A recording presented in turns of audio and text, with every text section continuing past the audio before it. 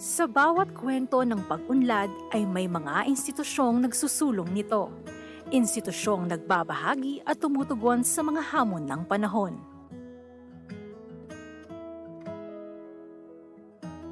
PCARD supports S&T Human Resource Development.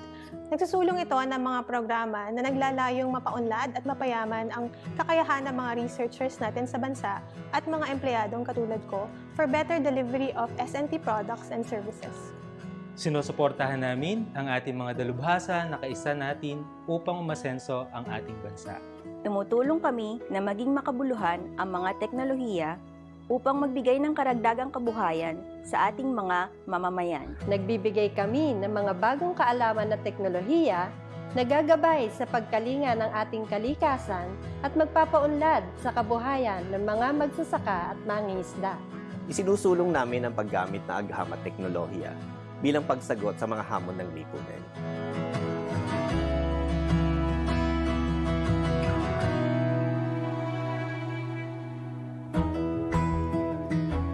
Kasama ninyo ang DOST-PCARD sa pagpapaunlad ng sektor ng agrikultura, akwatika at pangisdaan at likas na yaman. Sa gabay ng agham at teknolohiya, kami ay nakatuon sa pagpapataas ng produksyon ng pagkain, sa pagpapabuti ng kalidad ng pamumuhay lalo sa kanayunan, sa pag-aalaga at pagpapatatag ng ating kalikasan, at sa pagpapalakas ng kapasidad at pamamalakad sa pananaliksik at pag-unlad.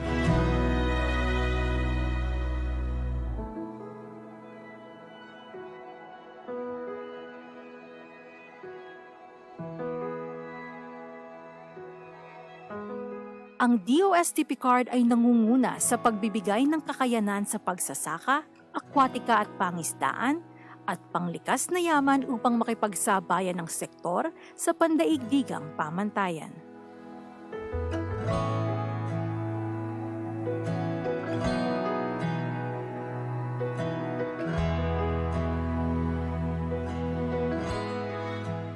Narito po ang DOST-PCARD upang tulungan ang ating mga magsasaka, mangingisda at ang nasa sektor ng likas na yaman sa pamamagitan ng agham at teknolohiya. Isinasagawa ng DOST-PCARD ang aming mga programa sa pamamagitan ng pakikipag-ugnayan sa iba't ibang ahensya ng gobyerno, state universities and colleges at mga international partners.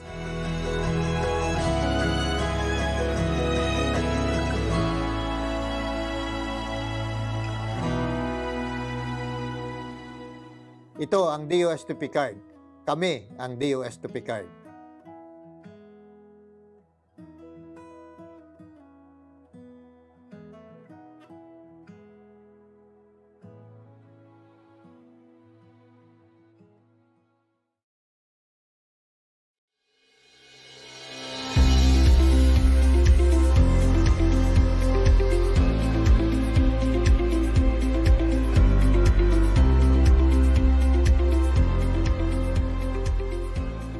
When the only notion constant is change, when information is obtainable with a single click of the mouse or a tap of a screen, humans seem to be at the center of it all, making them in sync with the changes, in constant motion. This is not limited to those living in cities whose hands seldom part with their gadgets. In rural areas, the innovations and discoveries in technologies are used to ease lives and bridge gaps in knowledge, skills, and practices. With the new knowledge and information being created, reproduced, and shared at a rapid pace, people constantly need to retool themselves to keep up with continuously changing work requirements. In today's digital age, people need to learn how to learn and learn anywhere and anytime. The University of the Philippines Open University, the fifth constituent unit of the University of the Philippines system, provides opportunities for people to pursue further studies through open and distance e-learning. In February 23, 1995, the University of the Philippines Open University was established. It is mandated to provide Filipinos all over the world wider access to quality higher education through open and distance e-learning, or ODEL. UPOU now offers various degree programs to learners located in more than 70 countries all over the world. These programs are under the Faculty of Education, the Faculty of Information and Communication Studies, and the Faculty of Management and Development Studies. UPOU also offers continuing education courses and massive open and distance e-learning courses. UPOU uses various information and communication technologies, computer programs and applications to deliver instructional content and connect teachers and learners all over the world. Now more than ever, UPOU continues to transcend borders and break barriers through constant generation of knowledge and open exchange of ideas. It persistently tries new mechanisms to reach a larger number of learners. It perseveres in mentoring learners who shall be change agents, equipped to participate in the co-creation of knowledge for the benefit of Filipino communities everywhere. True to its mission, UPOU shall continue to reinvent itself to provide 21st century education in an increasingly open world.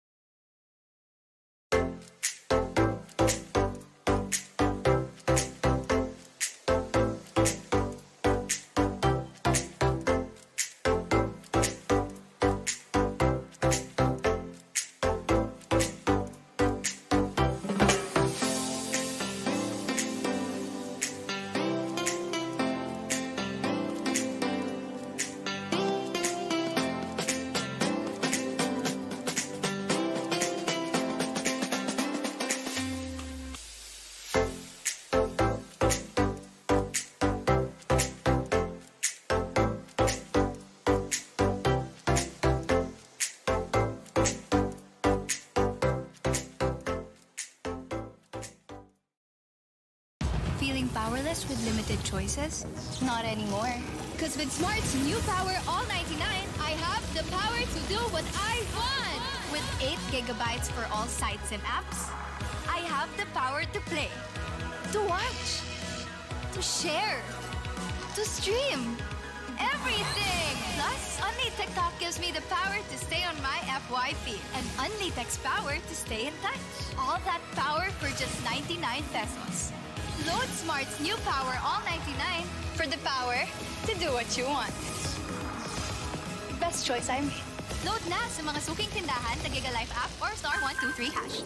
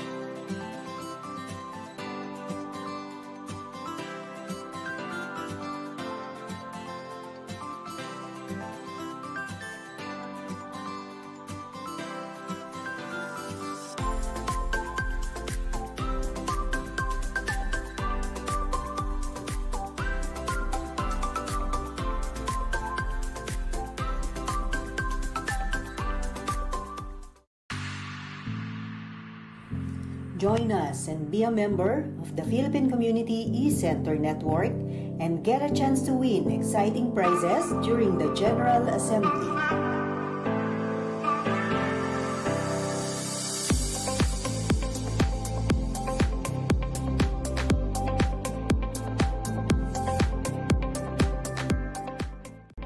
For more details, email us or visit our website.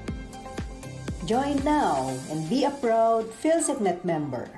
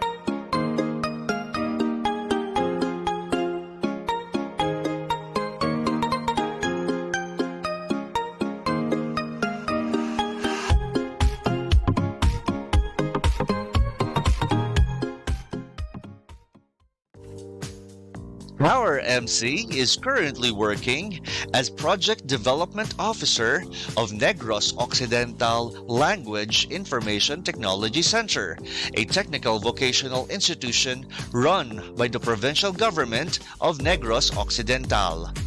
She earned her bachelor's degree in psychology from the University of the Philippines and completed her academic requirements in Master of Arts in Conflict and Reconciliation Studies from University of St. LaSalle, Bacolod. In 2014, she volunteered as education expert in Nepal, supporting vulnerable girls to succeed in school. In her present professional role, she serves as acting guidance counselor and a member of the institution's quality management system. Aside from the realm of work, she runs a local organization of volunteers as president, serving marginalized children in far-flung areas of Negros and Iloilo. Ladies and gentlemen, your master of ceremonies, Miss Red Dawn Joy D. Lorente.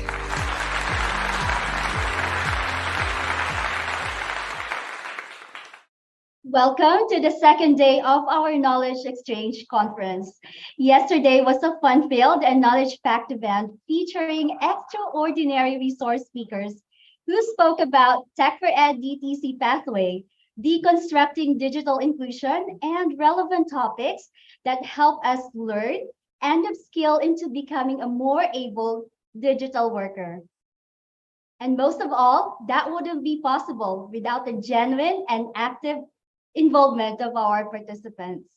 As we are still safely navigating to our new realities after the disruptions caused by the pandemic, we continue to conduct conference virtually with the hope that we can reach out to more of our stakeholders broadly and inclusively. On behalf of the organizing committee of the 17th Knowledge Exchange Conference, we continue to delight in your presence. This is Ms. Redon Joy Lorente of Knowledge C Tech for Ed Center, and I will be serving as your host. You may make a shout out in the comments section. We would love to know where you are joining us from. And to give due recognition to eCenters, you transcend the way of providing services to communities despite the ongoing pandemic. The Philippine Community eCenter Network Incorporated, or PhilCeCNet Incorporated, brings to you PhilCeCNet Pandemic Resilience Award.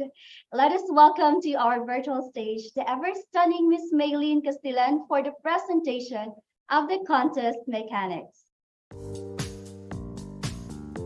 To present to us the rationale, guidelines, mechanics, and categories of the 2022 Pandemic Resilience Award, we have the Center Manager of San Fabian Tech for Ed Center of the Local Government Unit of San Fabian in Pangasinan, the incumbent President of the Pangasinan LGU Tech for Ed Center Managers Association, or PLTCMA, one of PhilCeCNet's Board of Trustees, KEC17 Program Committee Head, 2020 Pandemic Resilience Awardee, and now the 2022 Pandemic Resilience Committee Head. Ladies and gentlemen, let us give a round of applause to Ms. Marilyn C. Castillan.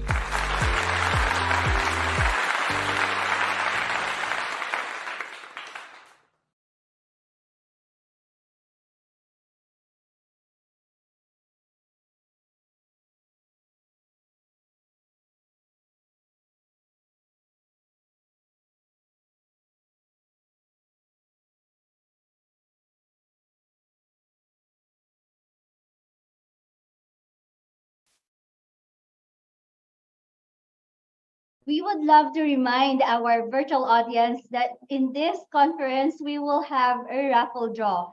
So we encourage all of our participants to kindly register now using the link that we have provided in the comment section.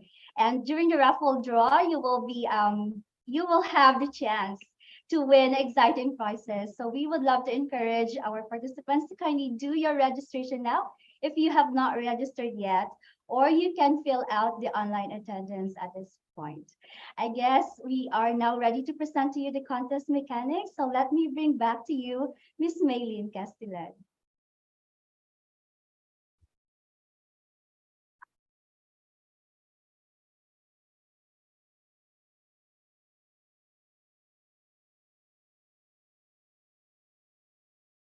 Ms. Leen, please take it away. Okay, good morning, everyone.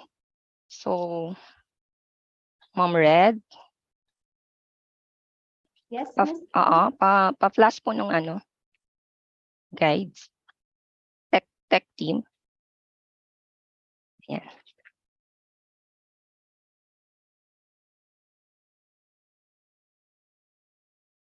Okay, so thank you very much, Ma'am Red and Doc Richard Amansek for the introduction. And good morning po sa ating lahat. So, the Pandemic Resilience Award, the rationale, The COVID-19 pandemic has spread with alarming spread, infecting millions and bringing economic activity to near standstill as countries impose tight restriction on movement to halt the spread of the virus. As the health and human tolls grows, the economic damage is already evident and represent the largest economic shock the world has experienced in decades. In just 6 short months, the world has become a very different place as coronavirus disease or COVID-19 has brought countries a standstill, pushed hospital systems to the brink, and dragged the global economic into what may be the worst recession since World War II. Regardless, the eCenters remain open to the public to bring ICT-enabled services to farmers, teachers, students, and other stakeholders, even time of pandemic.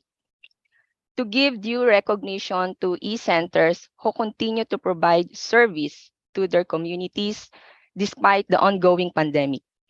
The Philippine Community eCenter Network Incorporated, or the PhilCeCNet, brings the PhilCeCNet Pandemic Resilience Award. This national award gives recognition to eCenters all over the Philippines, offering public service to the community while overcoming these challenges. By sharing the public how services of eCenters are delivered without compromising the health, safety of the community, and the center operations.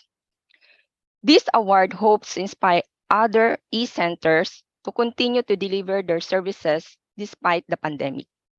The general objectives recognize eCenters who deliver services that have a significant contribution to society despite the growing public health threat and share success stories and best practices.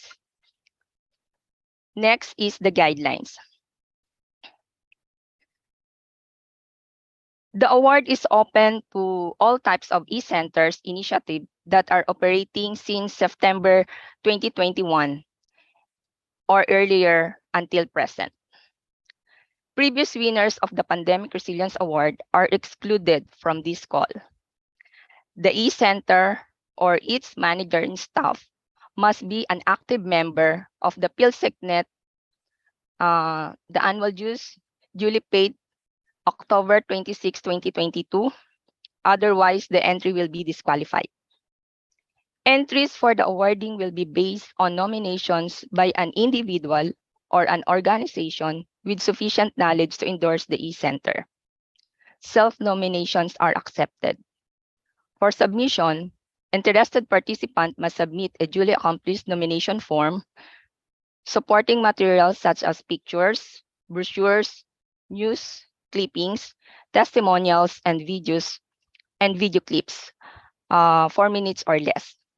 May also be submitted by October 26, 2022. Actually, na-extend po ito yung ating Pandemic Resilience Award contest. The nomination should cover accomplishment made within the period of September 2021 until August 2022. The contest will follow the criteria stated below. So electronic submission will be accepted. Supporting documents must be consolidated. All entries will be subjected to pre-qualification by the organizers. All validated entries will be evaluated by the panel of judges to be appointed by the PhilCeCNet.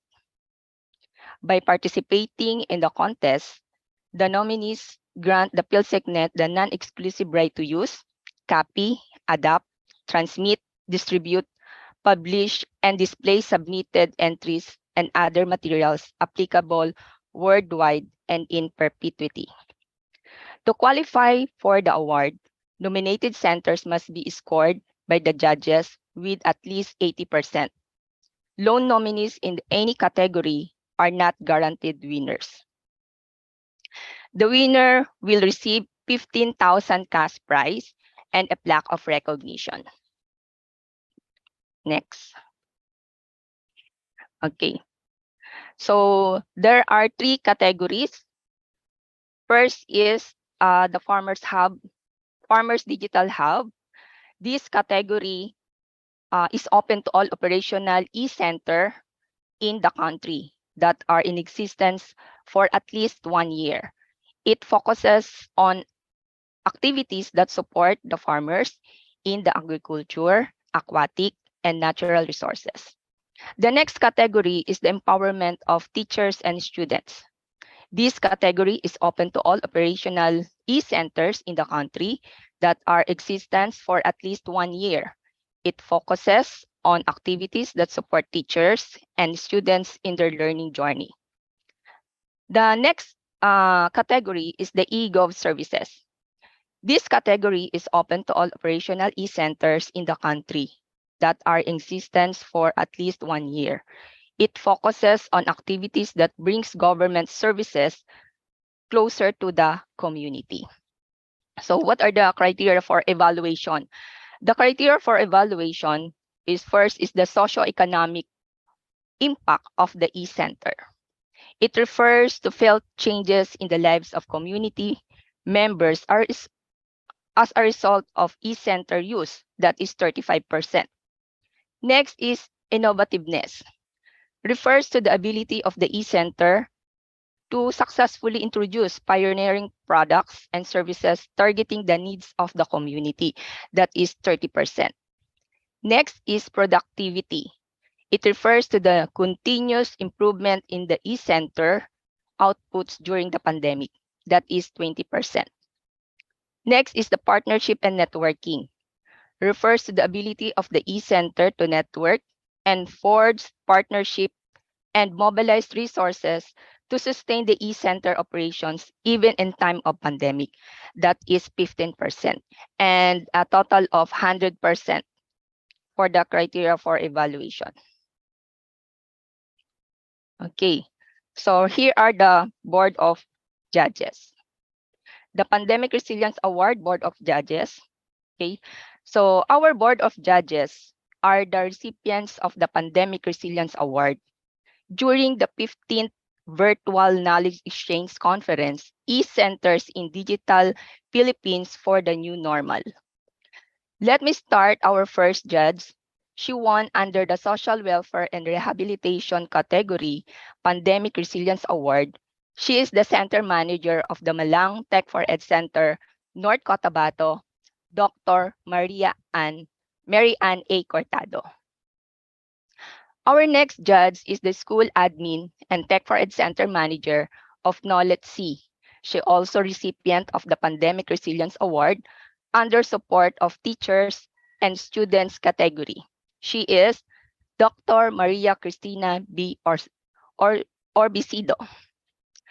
Our next judge is yours truly, Marilyn C. Castellan, the Center Manager of LGU San Fabian Tech for Ed Center in Pangasinan, and the recipient of Pandemic Resilience Award under the Rescue Operation and eGov Services category. So thank you so much, co-judges, for the time and expertise. I know it is difficult to choose a worthy winner in this contest. Please give judges a round of applause. Thank you.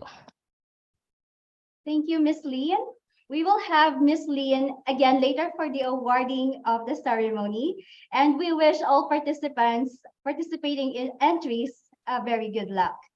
We are truly blessed with another amazing morning as we are amped up with a series of engaging and interesting topics. Let us have here to our virtual stage our amazing moderator. Our moderator got her Doctor of Philosophy in Development from the University of Negros Occidental, Recolectos.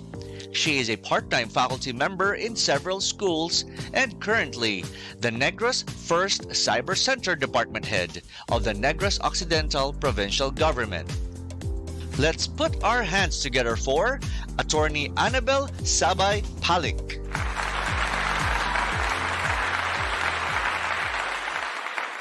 Morning to all our guests and participants. Today is another day of learning. I'm sure all of us are thrilled to gain more knowledge on today's topic. With much anticipation and great honor, I am glad to introduce our brilliant presenter this morning. Get ready, eCenters! Our next resource person is a Doctor of Philosophy in Development Education.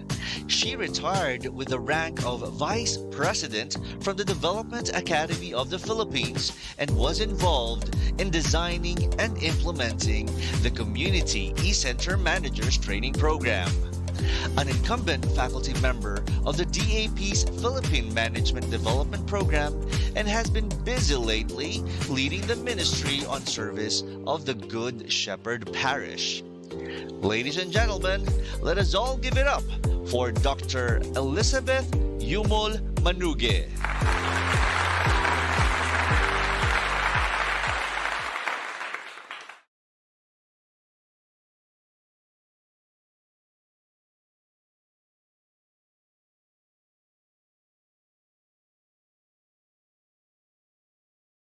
Good morning.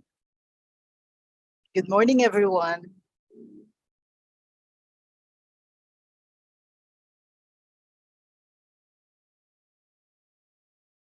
I'd like to say good morning to everyone and thank you for welcoming me back to the Community eCenter, particularly for this Knowledge Exchange Conference 17.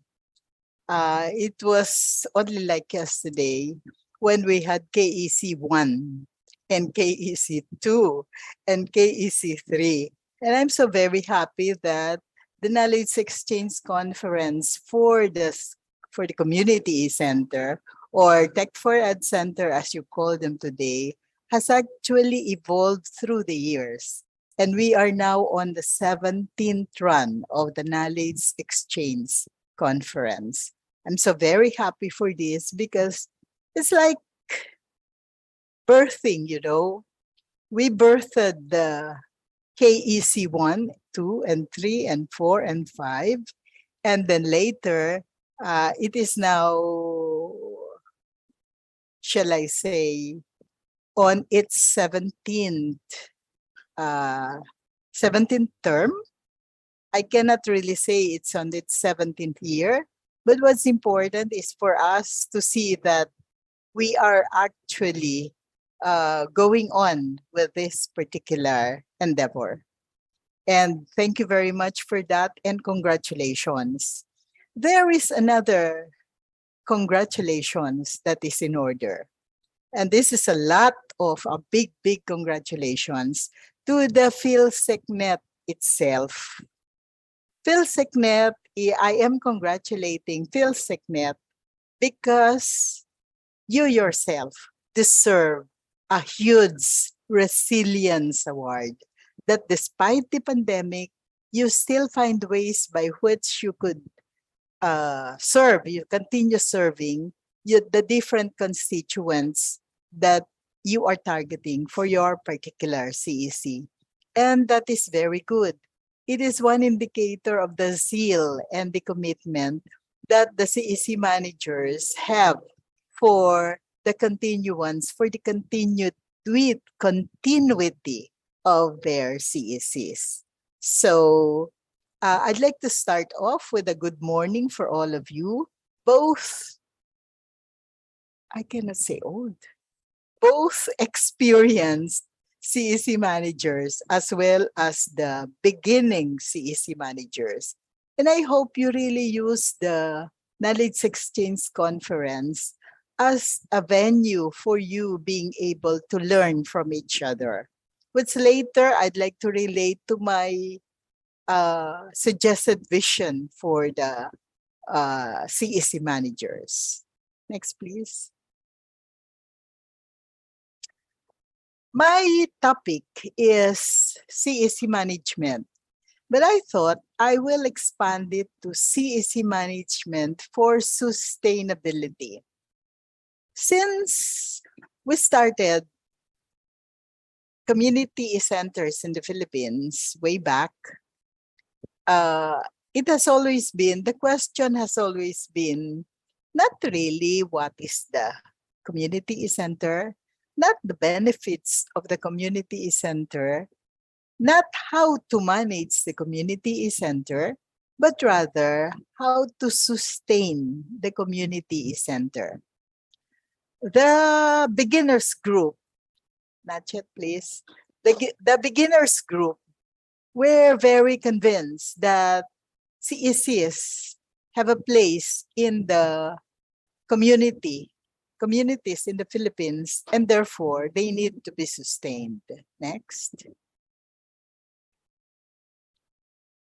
I ask, to be exact, Val Mirabueno to help me out in terms of trying to identify indicative experience problems among CEC managers.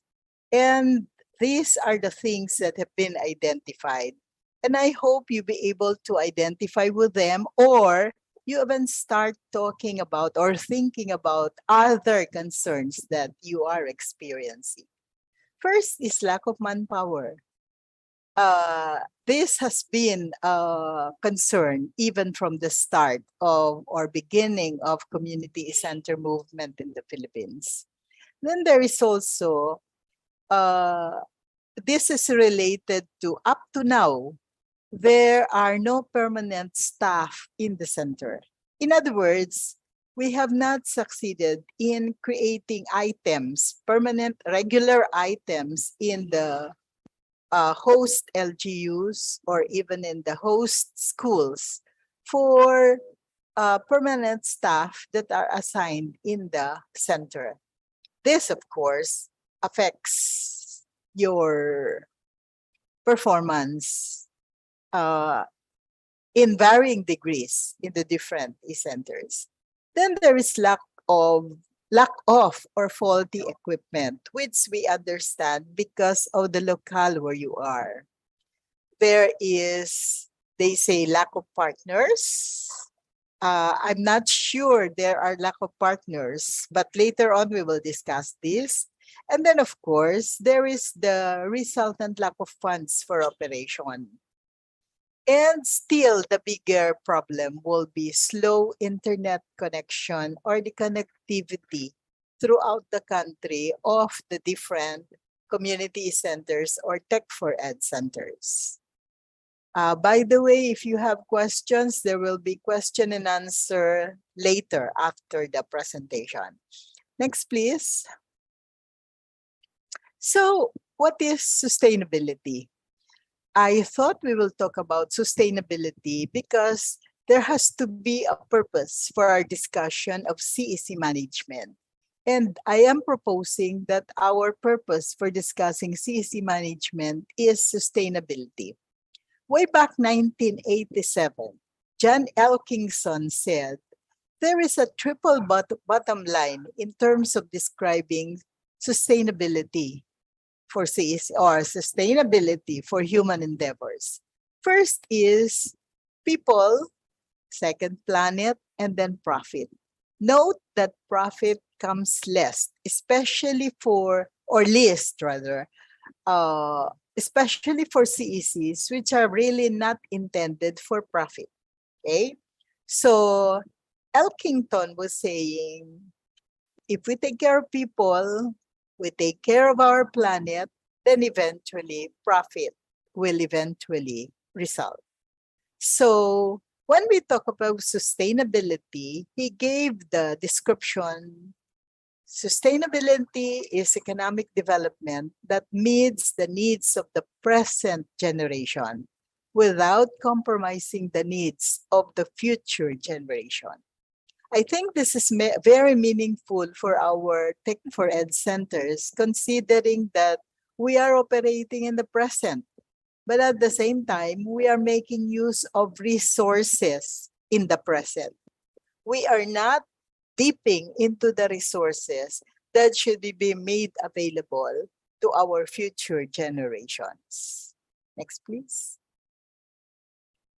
For this session, there are only three basic intents. First, we identify concerns currently met in CEC management, and I hope you'll be able to identify those both as a group as well as individual CEC managers. We will explore ways by which this can be addressed by paying attention to the people involved in the CECs and affected by the community centers. And then we try to identify next steps after the session. As I was saying earlier, if you have any comments or questions, kindly bring them up during the question and answer portion. Next, please. Okay, here are the experience problems again. And then the basic question is, what can we do about them? Next. So, as I already said before, our proposed focus in this session is people. In the triple bottom line, we focus on people. How do you manage people in the CEC? But basically, you should have the answer to the question, who do you manage? Can we go on? Okay. In the CEC, as in all endeavors, you manage your stakeholders. What do we mean by stakeholders?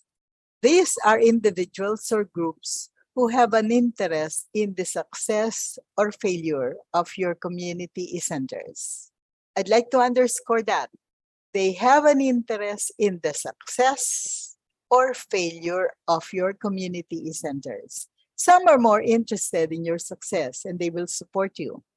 Others are more interested in your failure in the CEC.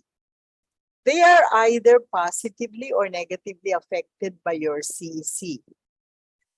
Your positive impact is measured in your resilience award, but there is no measure of the negative impact.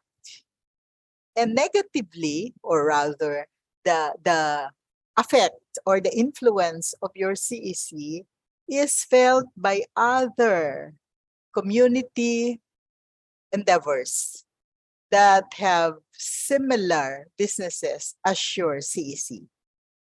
You can think of a lot of examples for this. There is a special group that is the target of our services, and we call them our customers. Have we identified our customers? Do we have customers enough for us to be able to sustain our operations? Okay, who are these individuals or groups? Let's take some 2 minutes to write them down. Okay, you will be given your link to a Mentimeter. Next, please. Okay. The link to the Mentimeter and the code is here. Take 1 or 2 minutes to write down who you think are your customers, and we will discuss the results later. Who do you think are your most important customers? Okay. Who do you think are your most important customers?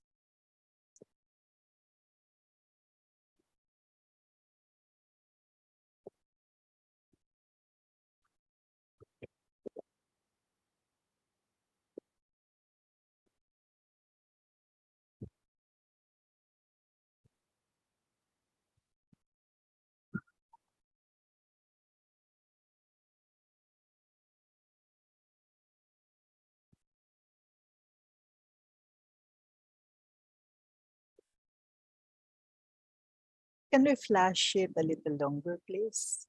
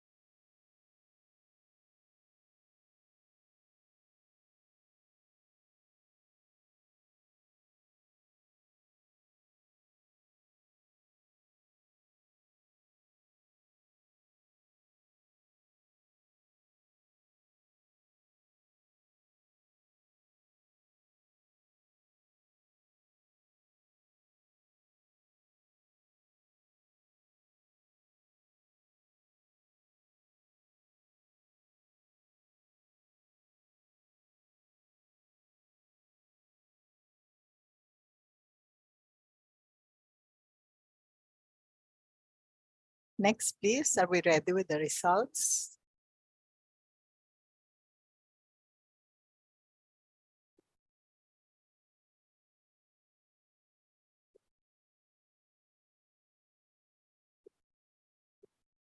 Okay. We have on our screen the results of the Mentimeter that we did. So it appears that for many of you, you are saying, my customer is the public. But there has to be a face to these publics. Sino ang public mo? Okay? Probably it's the farmers. Others said it's youth. Others said students. I would like to think that students and youth are almost the same group. Okay? Then you have again community as a whole.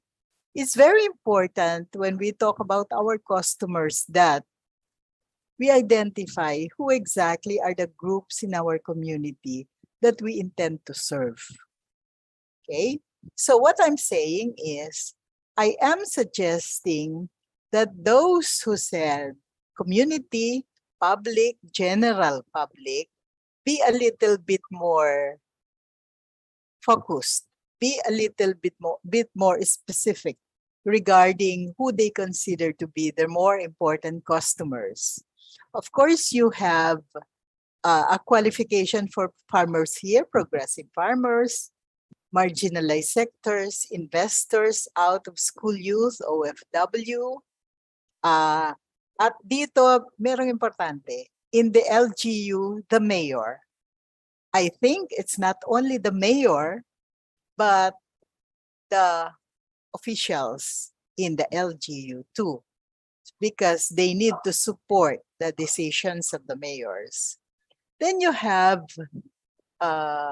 unserved and underserved, again, that is very general, affected by the digital divide. Again, it's very general because we are all affected by that if we are in the other side of the divide. Then you said government officials and fisher folks. Okay, so I think we have some notion about who actually are our customers. But my recommendation here in this slide is for those of you with a general idea about who your customers are, I suggest that you specify who actually are they. In other words, let's put a face to the community. Let's put a face to the public who we are serving. Next, please.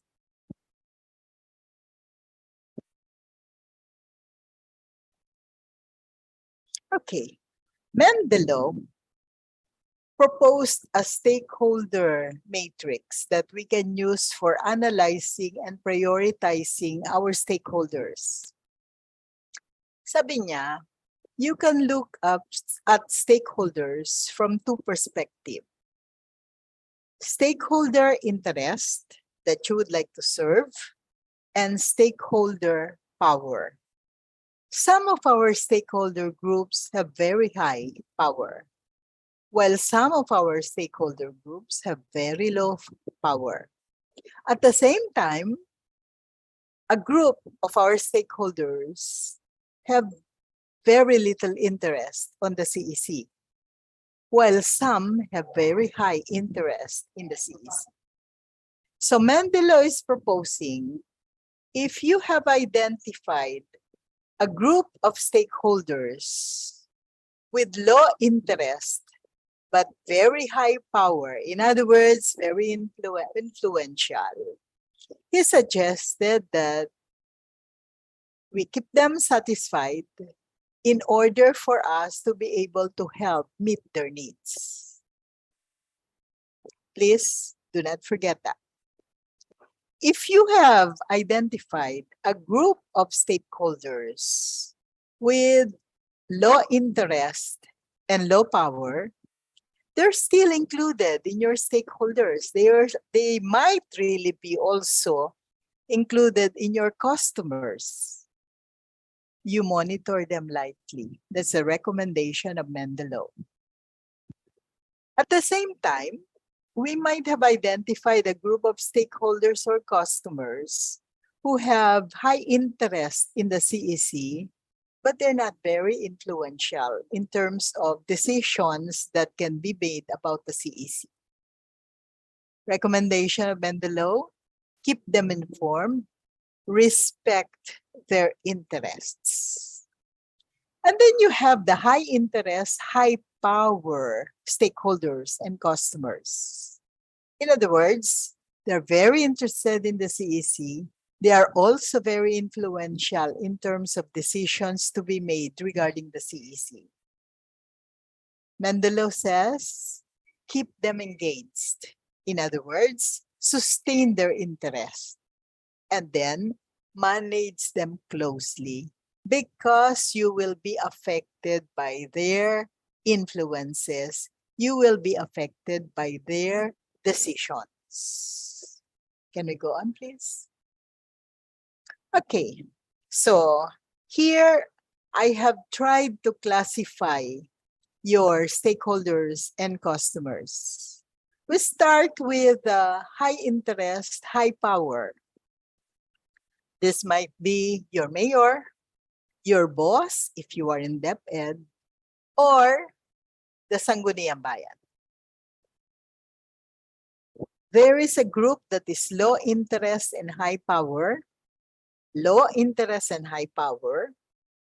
If you have a mayor who is not very interested in your CEC operations, you have the mayor there, your boss, the Sangguniang Bayan, the voters in your community, and of course, the parents of your targeted students. There are those groups that are high interest but low power. Ito yung interesado sa CEC pero they cannot influence decisions about the CEC.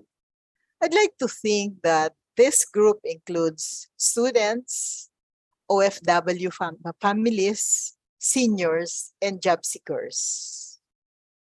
And then we have the low interest, low power group. This is the community at large. Again, as I said at the beginning, put a face to which group in the community.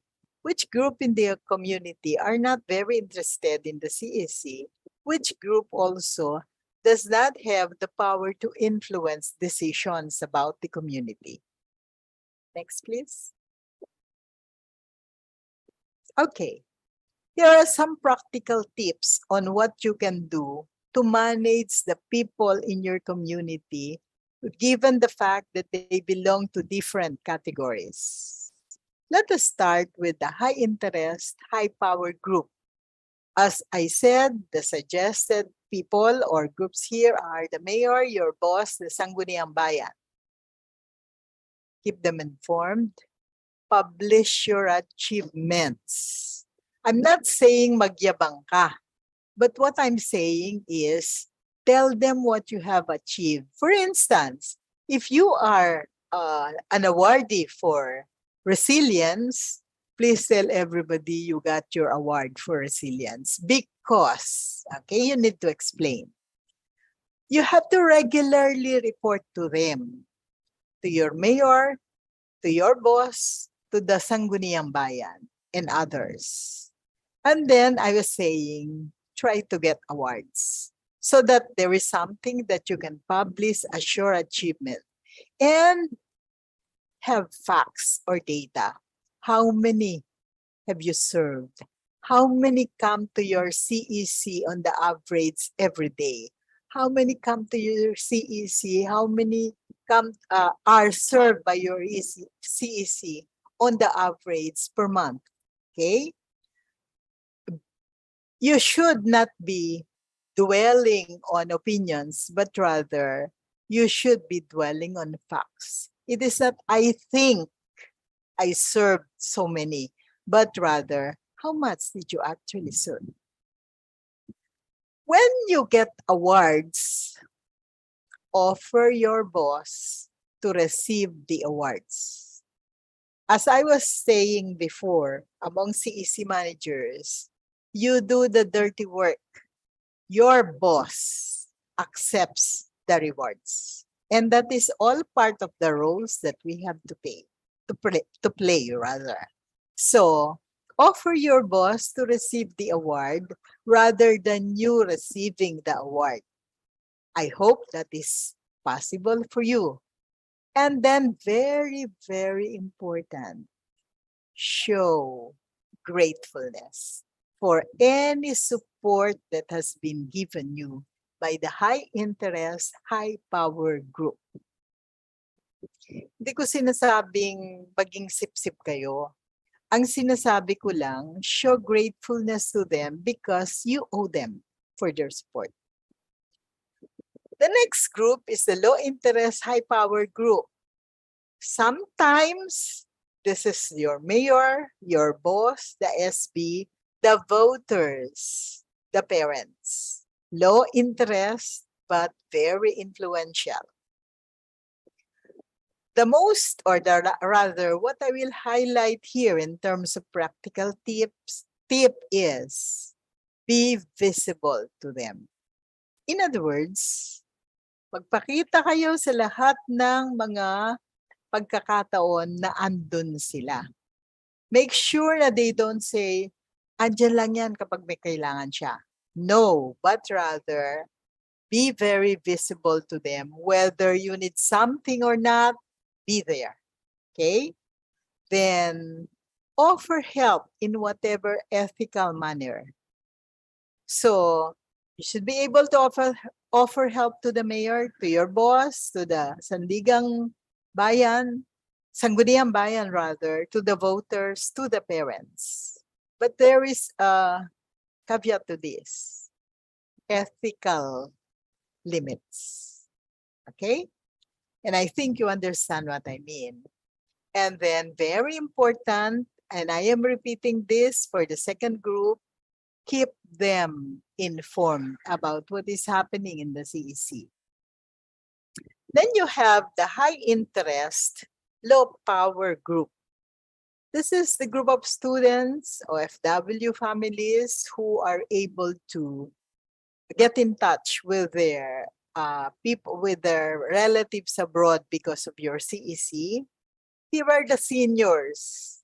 And in this group also are job seekers because CSCs have been proven as an effective way by which they can apply for jobs and they can actually get jobs through you.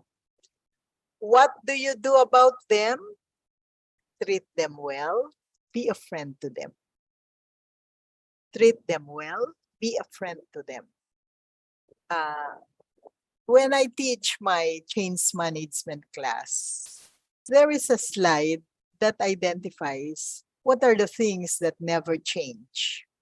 One of them is the need for respect, the need to be kind to people, because you will never really know when you will be asking for their support or when you will be asking for their help.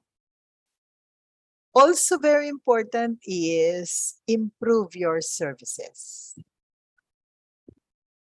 There is a lot to be desired as far as services are concerned. So please, little by little, slow by slow, improve your services. And then I am repeating, keep them informed. Next. We have the low interest. No, not yet, my fault. There you have the low interest and the low power group. This can be the community at large. This will be your target communities. Okay? What can you do for this community at large? Make your CEC attractive. First of all, I think it is understood that our CECs should be clean places. They should be safe places. They should be places where they can go in and really be attracted to come back again to the place.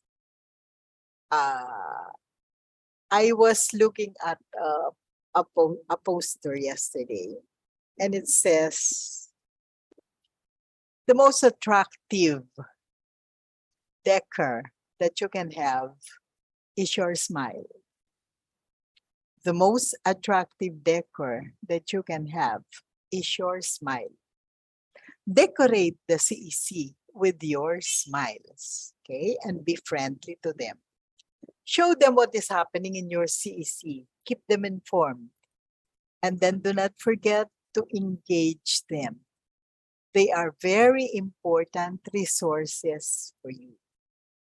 While it might be true that they have low power, if they get organized, they can be very high power group in your communities. I'd like to call your attention that in the 4 sections in terms of practical tips for managing the different groups in your community, I always repeated, keep them informed, publish your achievement, keep them informed, keep them informed, keep them informed. Because it's very important that you communicate what is your CEC, what is your CEC doing, and what have been the results of your efforts in the CEC. Next, please. Okay, we go back to the experience problems among CEC managers. I firmly believe that if you manage people in your CECs, you will be able to do something about the other problems as well. For instance, you might lack manpower, but if the people in your CEC are really zealously committed to your CECs, they will do much as far as the promotion as well as the operation of your CECs. If you have lack of funds for operation, you can manage this by means of influencing the people who have the power to make a decision regarding your CECs. It can be your mayor, it can be your SBs. Pay attention to them individually, not only as a group, so that probably they will have the interest. They will have the commitment to adopt your CEC and therefore be able to provide annual budget for it, for your operations. The lack of partners you can help, you can resolve by means of your networking. And I think networking is one of the criteria for one of the criteria for the Resilience Award. And that's very good. I like that very much. And then there is no permanent staff in the CEC. That can be resolved through your influence in the decision makers who will allot you funds for operation, as well as help you in terms of your faulty or lack of equipment. I know of a CEC manager who has been very successful through networking to be able to get or acquire equipment. And I know of a CEC manager who is very good in terms of repairing the CEC equipment. Okay? Minsan nga naisip ko dapat i-award ang mga to. And these are individual CEC managers. The slow internet connection has been a major problem for all of us. Again, if we can influence people who are decision makers about this, they can do something about it. But this will be slow and gradual in coming. It will be slow and gradual in coming. Probably, if you are able to show that you are able to affect a large number of people in your community, if you're able to make your community a better place to live in because of your Tech for Ed and your CEC, then probably the internet connection will come. But they need proof first. They need proof of results first. Para ikaw ay ma-save kapag ikaw ay para ikaw ay i-save. Pag ikaw ay nakidnap, there has to be a proof of life.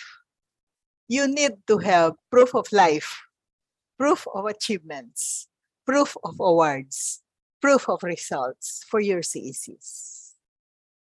Next, please. As I was saying, if you are successful in addressing the people issues, you would have found resolution to the other concerns. I wrote here, except connectivity, even connectivity, I think, if you influence the decision makers enough, okay? Influence the decision makers enough. Remember, there are many, many, many decision makers as far as connectivity is concerned. If you can influence a great group, a lot of groups, a number of groups who have influence in terms of decisions on connectivity, you would have been, or you would have found the right path towards connectivity. Next. Okay, my other suggested recommendations or next steps. Next, first, expand the services of your CEC beyond what you already do. I saw earlier that some of you have gotten involved in terms of e-government services. That is very, very commendable.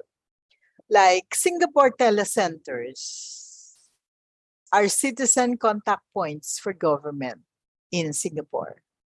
The same is true with India. They have proven to be very effective in terms of bringing government closer to the people. During the pandemic, I was looking for news about CEC involvement in the modules that are being made available by DepEd. Hindi ko alam kung na-involved kayo, you have optimally gotten involved in here, pero bakit walang news? Bakit walang maraming news? So again, my recommendation in regards to this is publish your services.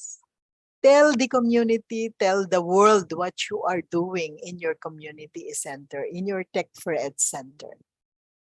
Then you have create interest in, hindi ko mabasa. Ano ko bababasahan? How do I? Okay. Create interest in the SB so they will want to adopt your CEC and ensure your budget annually, but you have to prove your worth. Create interest in the Sangguniang Bayan para ang yung CEC maging isa na sa mga projects ng local government unit. But you have to prove your worth. Then you seek national legislative adoption of the CEC manager item. You cannot do this individually. You have to do this as a group. And you have a platform for this, the PhilCeCNet. The PhilCeCNet will be a worthy platform as far as lobbying for legislative adoption of the CEC manager's items and probably even staff for your CEC. And then, as a group again, lobby for better and improved connectivity. There is a need of lobbying to happen. There is a need for networking and partnership to happen. the first level of partnership should really be among you, CEC managers. Next, please. Here is my vision for CEC managers. You are a self-governing community of practice for the promotion of collective wisdom. You are a self-governing community of practice for the promotion of collective wisdom. So the first level of partnerships and networking that should happen is really among you, CEC managers. You should be able to help each other in whatever concern each of you are experiencing. In other words, do not keep it to yourself, but rather share it with the other CEC managers. For all you know, they have encountered the same concern or problem, and they can share with you what they did about it to resolve it. The second level will be for your stakeholder groups, networking with your stakeholder groups. I would like to add networking with your immediate stakeholder groups. And these are the people in your LGU, the officials in your LGU. These are the officials in your different schools. These are the decision makers in the different locale where you are. And the third level probably of networking will be with the ICT. The ICT, who I consider to be your parent, okay, so to speak, because they are the ones who help you help. They are the ones who you help, and you are being helped to organize or to bridge the digital divide. And then, of course, in the national level, you have to network with legislators in order for you to influence them in terms of regular items for CEC, as well as decisions on connectivity. I hope you can influence the ICT to strengthen its networking as far as internet interconnectivity is concerned. So I hope to see a self-governing community of practice for the promotion of collective wisdom among CEC managers. I think this is the last slide. Thank you, and we are ready for your questions. Thank you very much for that enriching presentation, Dr. Manuge. But Thank for you. our questions, we will entertain questions during our open forum.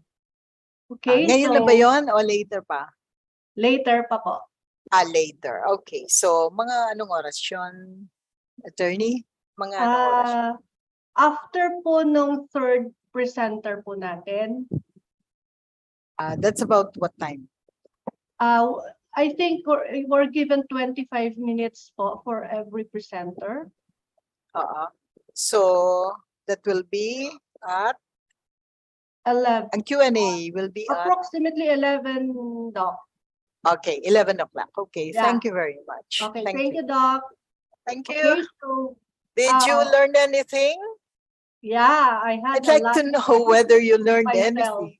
Kasi wala akong makitang reaction, kaya ako nagtatanong. We had a lot of learnings, Doc. Personally, I had a lot of learnings from your presentation. So thank you very much. Okay, I hope I get feedback during the Q&A. Yeah. Thank you Okay, very thank much. you. Okay, for our questions, we'll entertain questions during our open forum. Okay, to move on, with the fast-changing platforms in information and communications technology, it is necessary that we cope up with the present changes. Today, it is my pleasure to introduce our talented presenter who will present fundamentals on web management. A provincial officer of the DICT Batangas with more than 9 years of experience in information technology, locally and abroad, including data center management, education and trainings, IT, cybersecurity, multimedia design, and software and web development. He is also a certified security specialist, certified network defender, certified ethical hacker, computer hacking forensics investigator. To share with us the fundamentals of web development, please put your hands together for Mr. Arjun Ricardo Azul.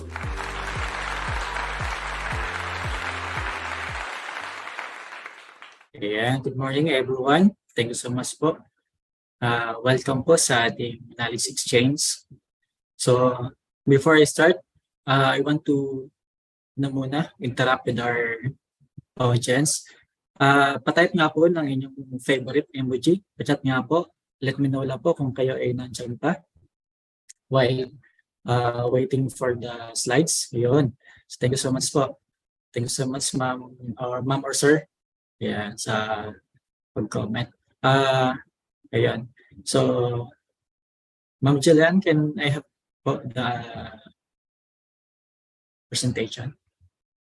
Ayan, thank you so much po.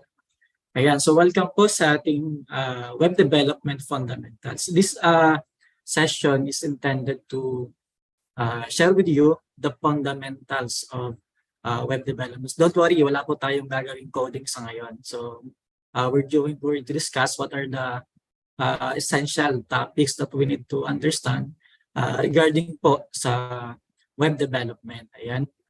So, next slide please. Ayan. So, ito po yung ating objectives for this session. First, we need to understand what are the basic concepts of web development. So, pag-usapin natin the concepts behind web development. Don't worry po. Sabi ko nga kanina, hindi po tayo mag-code at this moment. So, we're just going to discuss the essential concepts po under web development. And next po. Ayan. So, including po sa session natin, we're going to discuss what are the career direction in web development. So, pag-usapin natin, what are the possible career direction kapag kayo ay pumasok po ng web development or kayo po ay naging isang web developer. Ayan po. Susunod po. Ayan. So pag-usapan natin yung web development. Bakit natin pag-uusapan yung web development, di ba? Why web development? So nabanggit nga po kanina ni attorney na yung ating mundo po ay patuloy na nagbabago. And sa ngayon po ay nandito po tayo sa tinatawag nating digital era na tinatawag po natin. So ano po yung mapapansin natin sa digital era? What are the common things na may encounter po natin sa gantong era sa ngayon po? Anyone po from the participant? Baka meron po kayong idea. Ano ba yung usually na-encounter natin sa digital era? Siyempre, number one dyan, we use internet, di ba? We most of the time, sa trabaho natin, sa daily life natin, we encounter internet. And while doing that, using the internet, we tend to surf the internet, the World Wide Web na tinatawag po natin. And doon po, we encounter yung mga tinatawag nating websites. So sa digital era, most of the time, na-encounter natin yung mga web pages na tinatawag po natin. So may isip natin, paano ba ito ginagawa? Paano ba nagkakaroon ng website? So that's why it is important for us, kahit man hindi tayo mag-pursue ng web development, at least meron po tayong background dito sa mga websites na to or sa tinatawag nating web development para meron tayong fundamental knowledge, especially kung paano siya gumagana. And then, yung web development is a very interesting career, especially po this time. So, napakagandang career po siya sa ngayon. Maya-maya, we're going to discuss po what are the possible careers na pwede nating makuha kapag tayo po ay nag-undergo ng web development. Ayun, may nakita ko sa section kanina. Siguro later on, we're just going to entertain that. Ayun po. Next slide po. Ayan. So, let us discuss first the web development. Pag-usapan natin yung pinaka-general perspective ni web development. Pag sinabi natin web development, before that, sino po ba yung nandito sa participants natin na currently web developer na? May I know po? Pa-type nga po ng 1 kung meron na po tayo dito mga web developers sa ating participants. Ayun. Kung just let me know po kung meron na kayong background, or patay po ng 0 kung zero knowledge talaga kayo sa web development. Talagang very new concept to na pag-uusapan natin sa inyo. Yan, sige. Ayan, meron ng konti, meron ng si Ma'am Phil, siguro ay isa na siyang web developer. So parang refresher na lang to sa kanya.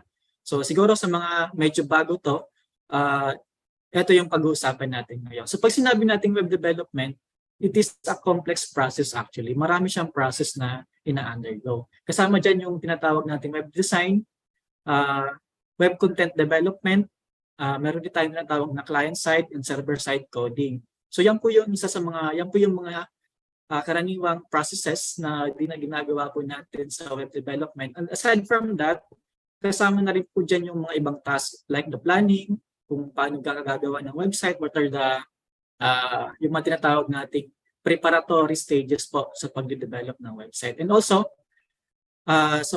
sa web development po, kasama na po natin yung tinatawag nating security configuration. So maya-maya malalaman natin yan siguro sa question and answer. Why do we include security configuration sa ating web development? Siguro yung, kung siguro mga tawag natin dyan mga 5 years ago, pag sinabi natin web development, yung pinag-uusapan lang natin dito is yung front-end and back-end coding. So hindi pa na masyado na-discuss yung mga security configurations. But this time, it is important na po na mayroon tayong knowledge sa security configurations kapag tayo ay isang web developer. Ayan po. So next slide please. Ayan. So,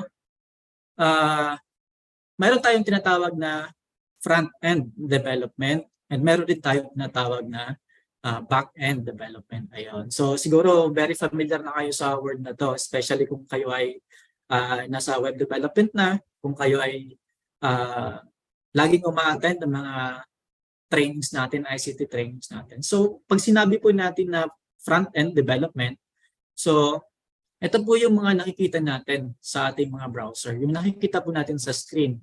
So yung ang gumagawa po nun is yung mga tinatawag po natin na front-end developer. Ayun. So pag sa web development po, pwede ka maging front-end developer. So ang gagawin po natin dyan, usually we develop what we see on the browser. Yung nakita po natin sa screen mismo. For example, dito sa Zoom, nakita nyo di ba sa screen ng Zoom, kung ano yung nandyan, that is what we call front-end.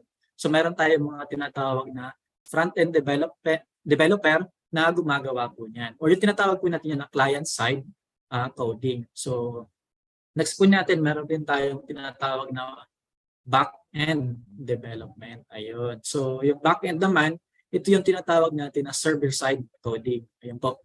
Siya naman yung behind po. Kung hindi po natin siya nakikita sa ating mga browser, hindi po natin siya nakikita sa ating screen, instead, nandun po siya sa server side. Siya po yung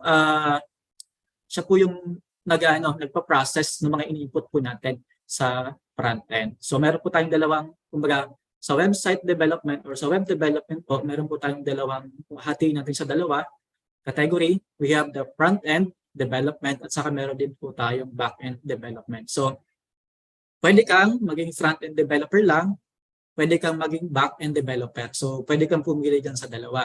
And meron pa tayong tinatawag, later on, i-discuss pa natin, tinatawag natin full stack developer. Kung anong ibig sabihin ng full stack developer. Yan po. So, again, ulitin ko po. Pag sinabi natin front-end development, yun po yung nakikita natin sa screen. Pag sinabi natin back-end, yun di po natin nakikita sa screen. Instead, siya po yung mga processes behind sa nakikita natin sa front-end. Yan po. So, next slide po. Ayan. So ito po yung pag-usapan natin, the fundamentals of what we call front-end development. Ayan. So kung kayo ay nasa web development na, kung kayo ay may knowledge na sa IT, most probably ay nadaanan nyo na po ito. So we have 3. Ito po yung pinaka-common na fundamental ng ating front-end. We have the HTML, ayan, CSS, and we have the JavaScript. Sila pong tatlo, yung if you want to learn front-end development, kung gusto niyo pong matuto, kung gusto niyo pong maging front-end developer, ito po yung mga kailangan nating malaman as fundamental. Number 1, yung HTML. Ayan po. And CSS and JavaScript. So, sila po ang tatlo yung kailangan nating pag-aralan kung kayo po ay gustong maging isang front-end developer. So, pag sinabi natin front-end developer or development, more on design po siya. Yung more on design doon po sa screen na nakikita natin. Yung tinatawag po natin UI, yung tinatawag natin minsan UI or UX o yung user experience po. Sila po yung usually gumagawa nyo, yung mga front-end developer. So, sila yung kumbaga nag-conceptualize ng pinaka-design na makikita ng mga clients or makikita ng mga user po doon sa screen ng kanilang mga system. Ayun. So, next po natin. Ayan. So, ito po yung mga common platforms na ginagamit natin sa front-end development. So, yung pag sinabi po natin platform, composed of library po yan. Kumbaga, isa siyang parang toolbox na nandoon na lang lahat ng kailangan mo para makapag-develop ka ng front-end or para magiging kang front-end developer. So, number 1 po yan. Siguro familiar rin kayo dito. Meron po tayo dyan mga examples. Ito po number 1 yung .NET, Node.js, Rails, Django, Spring, tapos yung tinatawag po natin Laravel. So, ito po yung mga common platforms na ginagamit ng ating mga web developer para mag-develop yung ating front-end. Yun po. So, madami pang iba. Actually, napakadami pa niyang frameworks na yan. So, ito lang yung pinaka-common na ginagamit, but you can explore actually na mas madami pang framework. So, ano ba yung advantage? Actually, you can also do front-end development without using this framework. Pwede kang talagang mag-develop ng front-end na hindi gumagamit ng mga framework. Pero medyo mas kung sabihin natin mas mahirap ng konti kumpara kapag gumamit ka ng framework. Kapag gumamit ka ng framework, mas mabilis yung pag-develop mo ng kung ano man yung develop mo, especially sa front-end, kapag gumagamit ka nito. Kasi sabi ko nga kanina, para siyang toolbox na lahat ng kailangan mo sa pag-develop ng front-end ay nandoon na sa kanila. So in short, mas mapapadali yung trabaho mo as front-end developer kapag ikaw ay familiar sa mga or kapag ikaw ay gumamit ng mga frameworks na to. Yun po. So ito yung mga common natin sa ngayon. But sabi nga natin, nagbabago po yung ating mundo, tumatakbo yung ating time, and may mga mas bago pa na lumalabas. And in the future, siguro, mas marami pang lalabas ng mga frameworks na magagamit natin sa sa ating career as web developer na mas madali pa or mas pinadali pa. So, yun po. So, next slide po natin. Ayan. So, pag-usapan naman natin yung back-end, di ba? So, napag-usapan natin yung front-end. So, move tayo sa back-end. So, itong pag-usapan natin ngayon are the common languages. Yun po. So, programming languages po na ginagamit sa back-end. Ito po yung mga common. We have the PHP, we have the C#, Java, Python, Perl, Scala, and Ruby. Actually, madami pang languages yan. Napakadami pang languages na pwede natin gamitin sa back-end. So ito lang yung samples natin na common na pwede mong pag-aralan. Kung ayaw mo ng front-end, kumbaga kung hindi ka masyadong inclined sa design, especially sa front-end design, hindi ka masyadong artistic, for example, medyo kinulang yung yung talent sa pagdi-design, pwede kang pumunta sa back-end. So sa back-end naman, although mayroon isang designing, pero kumbaga kaunti lang, and most of the time yung sa back-end, ang ginagawa na is on how to process the inputs of the user and paano na-process yung data na ilalabas doon sa front-end natin.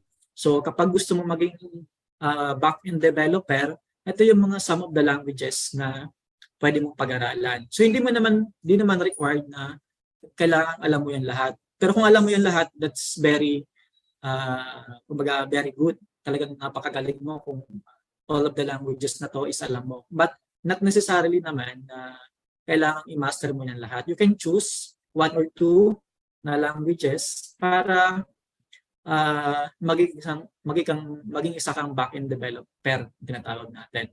So, sa back-end development, meron tayong dalawa, yung sa database at yung sa pinaka-server po natin. So, yung sa database naman, usually, ang ginagamit natin dyan, na pag-uusapan natin dyan, yung mga MySQL, yun yung pinaka-common na kailangan nating malaman as back-end developer. Yun po. So, yun. Next po natin. Ayan. So, ayun. So, back-end frameworks din. So, almost similar din. Or, yan. Ito yung mga ginagamit din natin sa back-end din. So, we have also the Node.js, the Rails, and then the, ayun, nabanggit din natin kanina, Laravel. And napakadami pang iba na pwede natin gamitin as back-end frameworks po sa pagde-develop natin ng mga websites. Ano ba yung similar din sa sinabi natin kanina, yung mga frameworks natin sa back-end is composed of tools yan na tawag natin dyan. Mga tools yan, parang toolbox yan, may mga tools yan na magagamit natin, mas mapapadali yung pag-develop natin kapag gumagamit tayo ng framework. So yung sa front-end frameworks na framework na yon, yung mga tools naman na doon specialized para sa pag-design, sa pag-develop na front-end. Ito naman sa back-end, yung mga tools naman na nandito, similar din, kumbaga specialized din sa pag-develop ng for developing sa back-end naman. Kumbaga, yun lang yung naman pinagkaiba na. But the function is almost the same na sila yung parang toolbox, mas mapapadali yung pag-develop natin kapag gumagamit tayo ng mga frameworks. Yan. So pwede kang pumili dyan again, sabi ko kanina, hindi mo kailangan alamin lahat yan. So you can just choose kung alin sa tingin mo yung mas madali, kung alin sa tingin mo yung mas applicable sa gagawin websites or system. Yan po. So next po natin. Ayan, so pag-usapan naman natin yung full stack development. So, nabanggit natin kanina, pag sa web development, dalawa yung yung pathway mo. So pwede kang pumili as front-end ka, pwede kang pumunta sa front-end, pwede kang pumunta sa back-end. Pero ito po yung tinatawag nating full stack. Ano bang ibig sabihin ng full stack? Kapag full stack ka, marunong ka sa front-end, marunong ka rin sa back-end. Usually at this time, advantage sa mga developer kapag ikaw isang full stack. So, yun yung usually ang advantage niyan. Kumbaga, in terms of employable, kapag tayo yung magsa-search online ng mga web development careers or jobs, usually hinahanap na nila ngayon is yung mga tinatawag nating full stack. So, marunong sila sa front-end, marunong din sila sa back-end. So, syempre, kapag full stack developer ka, kailangan mo sa marami kang experience, especially sa pag-develop ng website sa both side. Sa front-end, dapat meron ka ng tawag natin dyan, meron ka ng experience dyan. Sa back-end din, meron ka ng experience. In terms of salary, kapag sinabi natin full stack, syempre mas mataas din yung remuneration na pwede mong makuha kapag full stack developer ka. Mas mahirap kasi yung kumbaga, mas madami ka na kasing stage na pinagdaanan in terms of experience, in terms of knowledge na mas madami ka nang alam. Kasi nga, full stack developer ka. So yun po. So next natin. Next po natin. Ayan. So career opportunities. Ano ba ang mga career na pwede mong makuha as web development? Siyempre, kapag ikaw ay web developer, pwede kang pumasok as web developer sa mga company. Pwede kang mag-front-end, pwede kang mag-back-end, or mas maganda kung ikaw ay full stack. So ngayon, sabi ko nga nasa digital era tayo. Ano yung pinaka-common sa digital era? Most of the company, most of the organization, private man yan, public, non-profit organization, nandun yung kanilang tinatawag natin na digital transformation na tinatawag. Most of them are shifting from traditional and 2, digital. Kumbaga karamihan sa kanila pumupunta na sa digitalization. So sa digitalization, ang pinaka number 1 na kailangan nila is yung mga tinatawag nating systems, websites. And yung mga systems at website na yon, yung pinaka-core nila, core components nila is actually yung web development or development. Doon na, ibig sabihin, mas malaki yung market in terms of career opportunities. Mas madami kang matatarget na company kapag ikaw isang web developer sa ngayon kasi marami na yung nag-shift to digitalization. So, next slide po.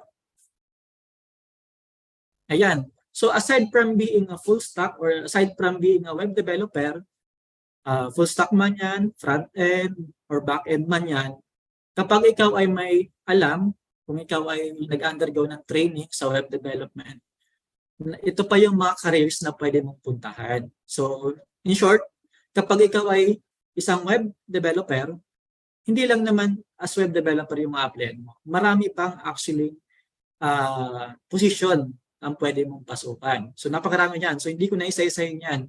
So, pili kayo dyan kung sa tingin nyo saan kayo papasok dyan. Kung ayaw nyo talagang mag-web development, which is actually very good na, napakaganda ng career opportunities yan, pwede ka rin pumili sa mga yan na pwede mong pasukan as long as na meron kang fundamental, meron kang knowledge sa web development or meron kang skill sa web development po natin. Ayun. So, siguro ang pinakapatok niyan sa ngayon, yung mga game developer. Ayan. So, yung game development natin, although in some point, meron siyang difference sa web development, pero yung fundamentals ng game development is similar sa web development. Kaya pwede kang pumasok as web game developer kapag ikaw ay merong skill sa web development kasi yung core nila is almost the same. Same game po dyan sa mga other mga positions na yan. So, yun po. Napakaraming choice na pwede mong pasukan kapag meron kang skills in knowledge sa web development. So, next po natin. Ayan. So, pag-usapan natin yung siyempre yung sahod. Ayan. So, ano ba yung sahod as web developer? Sa Pilipinas, ito po yung data natin from PayScale. So, as of August 19, 2022, ito po yung average salary ng isang web developer kapag ikaw ay employed sa Pilipinas. Ang average salary niya is nasa 200K per year. Yun po yung average niya. So, kapag ikaw ay employed sa isang local company sa Pilipinas. Pero ano po ang nangyayari usually kapag ikaw ay isang web developer? Kapag web developer ka, actually, marami kang option. So, pwede kang mag full-time sa isang company. So, maaaring ganyan yung salary mo or mas higher dyan. Depende po usually sa experience yan. Depende sa, alam mo, sabi ko nga kanina, kung ikaw ay front-end, back-end, or full stack. So, pag full stack ka, syempre mas malaki din yung sahod mo. Pero kapag ikaw ay isang web developer, hindi ka confined lang dito sa market ng Philippines lang. So, pwede ka actually maging tinatawag nating freelancer or online worker po. Madami tayong kilala na mga online worker, mga web developer na yung kanilang company is not in the Philippines. Kumbaga, they are employed remotely by other companies abroad. So, yung company nila, for example, nasa US, nasa Canada, nasa Australia, pero nandito lang sila sa Pilipinas. At ang kagandahan doon, nasa bahay lang sila. At isa pa, yung salary nila actually is napakataas compare sa salary ng isang employee na nagtatrabaho ng 8 to 5. Ayun. So, yun yung kagandahan sa, kumbaga malawak yung malawak yung employability mo, malawak yung choice mo in terms of career. Kapag ikaw ay mayroong background, mayroong kang skill, mayroong kang knowledge sa web development. So, hindi ka lang confined. Marami akong kilala. Siguro kayo din may kilala ng mga web developer na nakita nyo nasa bahay lang, nagtatrabaho, pero ang laki ng kinikita. So, yun po. So, next po natin.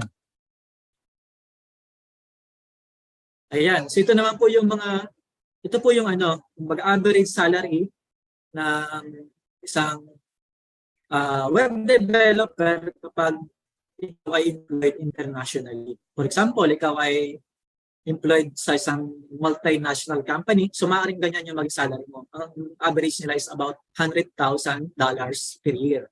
So yun po yung average salary niya. So ibig sabihin, pwede tumas dyan, nagdedepende po yan kasi sa experience mo. Kasi meron tayong mga tinatawag na junior developer, meron tayong mga tinatawag na senior developer. So, pero kahit junior ka pala nga dyan, kapag ikaw ay employed internationally, yung company mo is multinational, napakalaki ng diferensya in terms of salary. Yun po. So, next po natin. Ayan, so, ayan, ito po ay parang ano nyo lang, parang assignment nyo na lang ito mamaya, parang activity nyo lang ito mamaya. So, you can, kung for example, hindi kayo naniniwala sa akin, you can just Google, you can just do a quick job searching po online. So, check nyo po yung mga careers kapag careers po ng web development o mga web developer, including po yung kanilang salary para mas makita po natin talaga siya. So, yun po. Next po natin. Ayun. So, I think this is my last slide. So, thank you so much po for listening, for kahit maikli lang po yung panahon natin sama-sama. Maraming salamat po sa kakinig. And hope to see you po sa mga, especially po sa ating mga training sa DICT po. We conduct several trainings pala. So kung gusto po matuto ng web development, actually marami po tayong trainings online na pwede nyo salihan. Thank you so much po. And God bless everyone. Thank you so much, Mr. Azul, for that marvelous presentation. Okay, for our third presenter this morning, it is with great pleasure for me to introduce our conference chair. He is the Director of Management Information Systems Division of the Philippine Council for Agriculture, Aquatic and Natural Resources Research and Development, an attached agency of the Department of Science and Technology. He has 11 years of experience in the business process outsourcing industry for IT service management.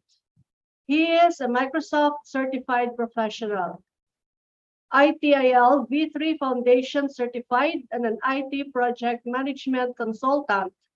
Currently, he is the PhilCeCNet treasurer.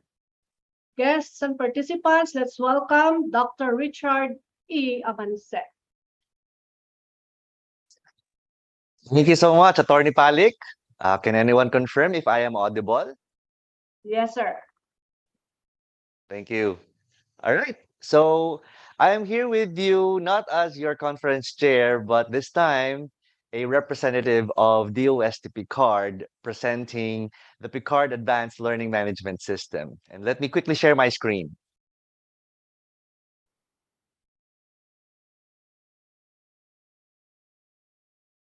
Just to ensure that everybody can see my screen, can I get a thumbs up, please?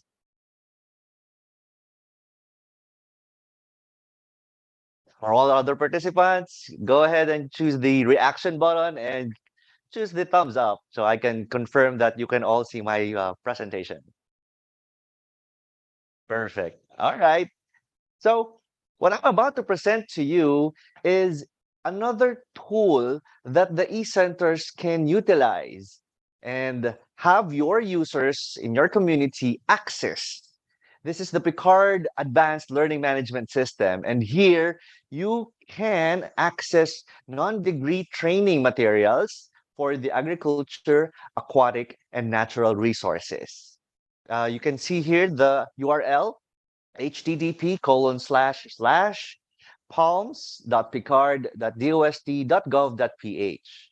In fact, for the center managers, you can already save this in the favorites of your computers in your respective centers. So if you need to access this real quick, it's already going to be saved in your favorites.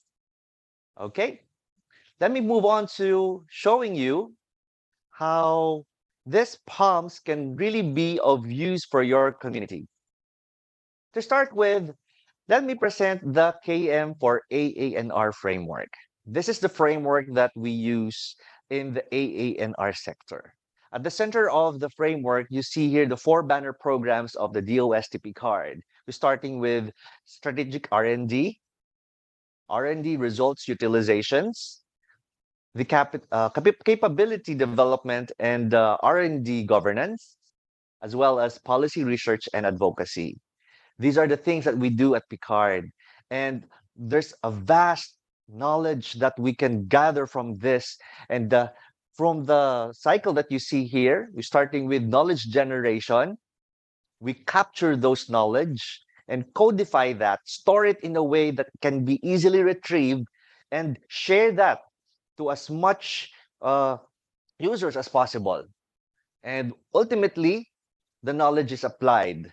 And only through the application of knowledge, AM4A stands for, it's actually an acronym for Knowledge Management for Agriculture, Aquatic, and Natural Resources. And you will find here in the framework that we exchange knowledge with the different nodes. You have there the regional consortia. You also have there the national, NARDEN, Agriculture, Aquatic, and Natural Resources Network, and as well as other partners that Picard is engaging with. Now, you might be wondering, where does PALMS fall? You will see here that PALMS is a knowledge sharing platform under capability building. And this is one of the things, or one of our avenues and ways to diffuse knowledge. So any training material that we gather from the projects that we fund, we gather those, package it, and make it available in this learning management system. So here's how to access. You simply log on to our website, the Picard portal, www.picard with a double A and double R, .dost.gov.ph. Go to the services menu and then click Picard Advanced Learning Management System. You will be redirected to the PALMS homepage. Once you get there, you can already create your account and start choosing the non-degree trainings that you wish to learn. Here are some of the features. We have synchronous courses and asynchronous courses. The basic difference is, with synchronous courses, we offer online non-degree training courses conducted in real time with attendance, lectures, and discussion periods. And this is a course where participants are invited.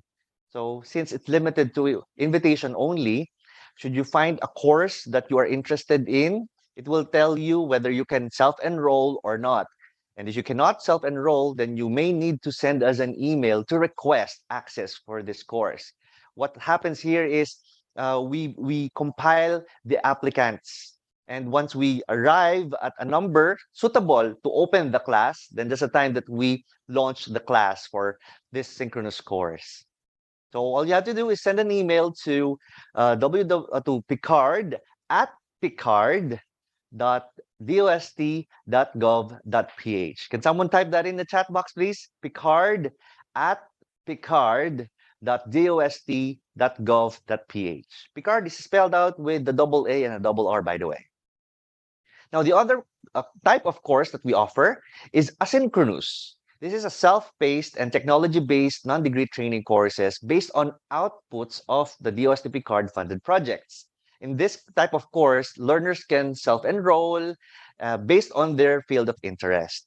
And since it's self-paced, you can, learn it on your own time. Maybe 2 hours a day in a week. Courses do not last for more than 20 hours. So it's very manageable. We also have Paula. Yan, maganda yan. This is our online learning assistant. So it offers you an item or a list of items you can choose from, and there's a canned response to it. It is used to easily understand how to enroll or what are the courses available. So Paula is practically an addition to our PALMS that will help users to ease up their navigation. We have an events calendar. So as soon as you start choosing your non-degree training courses, you can choose the event calendar and then see when you are scheduled to take the classes. As mentioned earlier, for synchronous courses, we need to schedule that so that we can consolidate all the applicants and launch a training for the said batch. We also have a discussion forum where learners can learn from other learners. So this is a forum that aids in facilitating the discussions among students and resource persons outside the training hours. We also have a submission bin.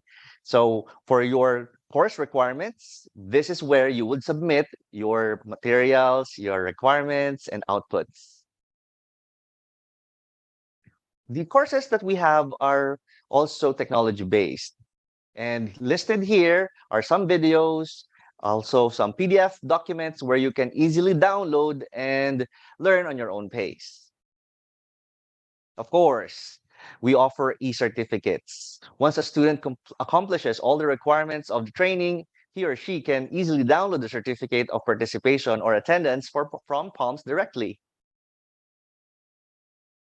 Now, for those who are really interested in taking up some of the non-degree courses that we offer, we have a total of 98 non-degree training courses available, and these are all free. You have there teaching science-based technologies for sustainable agriculture. One course is on mangrove crab grow-out culture. Another is on latex harvesting for rubber production. You also have their native chicken production for livelihood options, native farming, and particular to how to start a native pig business. It's a booming business, so you might want to consider learning about it. Bamboo jointing system using octagonal shaped connector. We also have there the business enterprise opportunity in community and training on muscle depuration. Ano kaya yung muscle depuration, no? Actually, ang ibig sabihin lang ng depuration, pinasusuka yung ating tahong. Yan, isa yan sa mga procedures na ginagawa bago natin ito i-consume. Recommended good management practices on banana. We also have their risk management trainings, trainings on technical writing for publications in a refereed journal. We also have their training workshop on thesis writing, media relation, financial analysis, and many more. So feel free to browse our platform so you can see what course you may be interested in. Out of 2,528 enrollees since the time we launched this in 2021, a total of 1,213 already have completed various short courses, and the rest are still ongoing. Well, since some of the courses are self-paced, yung iba medyo mabilis matapos, 1 month lang, okay na siya. Yung iba naman, medyo tumatagal ng mga 3 to 4 months kasi hindi niya masyado ito nabibigyan ng panahon. But that's the beauty of it. It's self-paced, so you can choose your own time and then spend it in learning. So once more, you can visit our portal to access PALMS by accessing www.picard.dost.gov.ph. Choose Picard Advanced Learning Management System from the Services menu, and you're in. Thank you.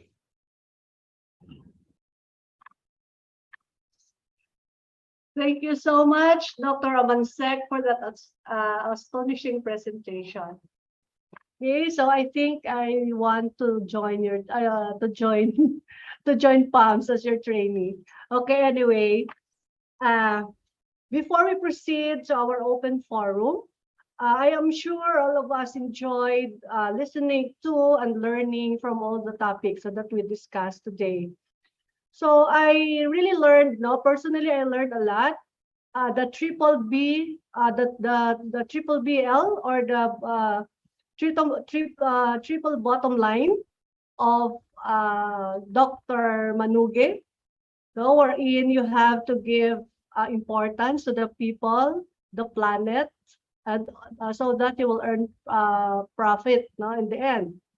Also, for our web development, developers should always start with the basic web development until they learn how to build websites, and laying out the web pages.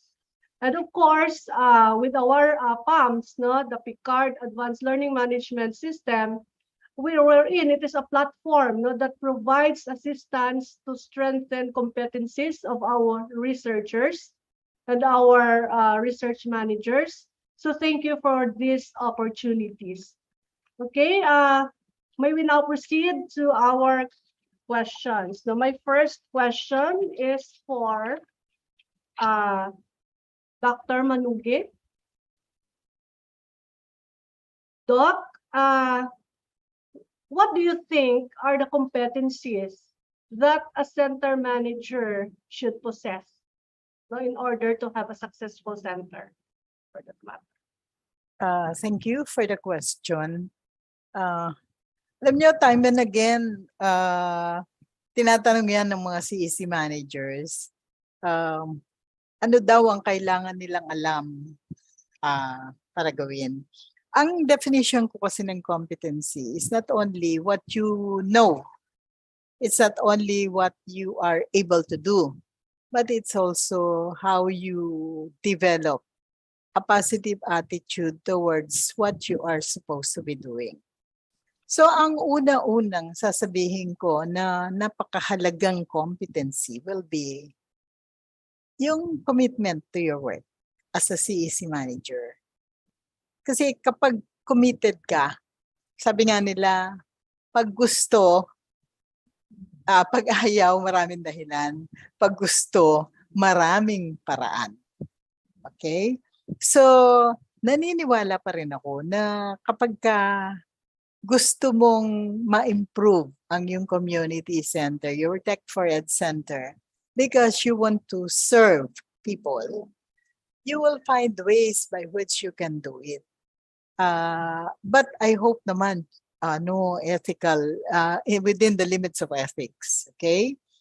But I'm not afraid about CEC managers pursuing ways by which they can improve their CECs within the limits of ethics. The other is yung competency in terms of what they should know. Kanina si Arjen, nag-present siya ng mga front-end at saka back-end na mga apps yun, di ba? And framework. And sabi ko sa sarili ko, ang dami naman. Baka you just need to at least start sa isa, yun ang una mong i-master.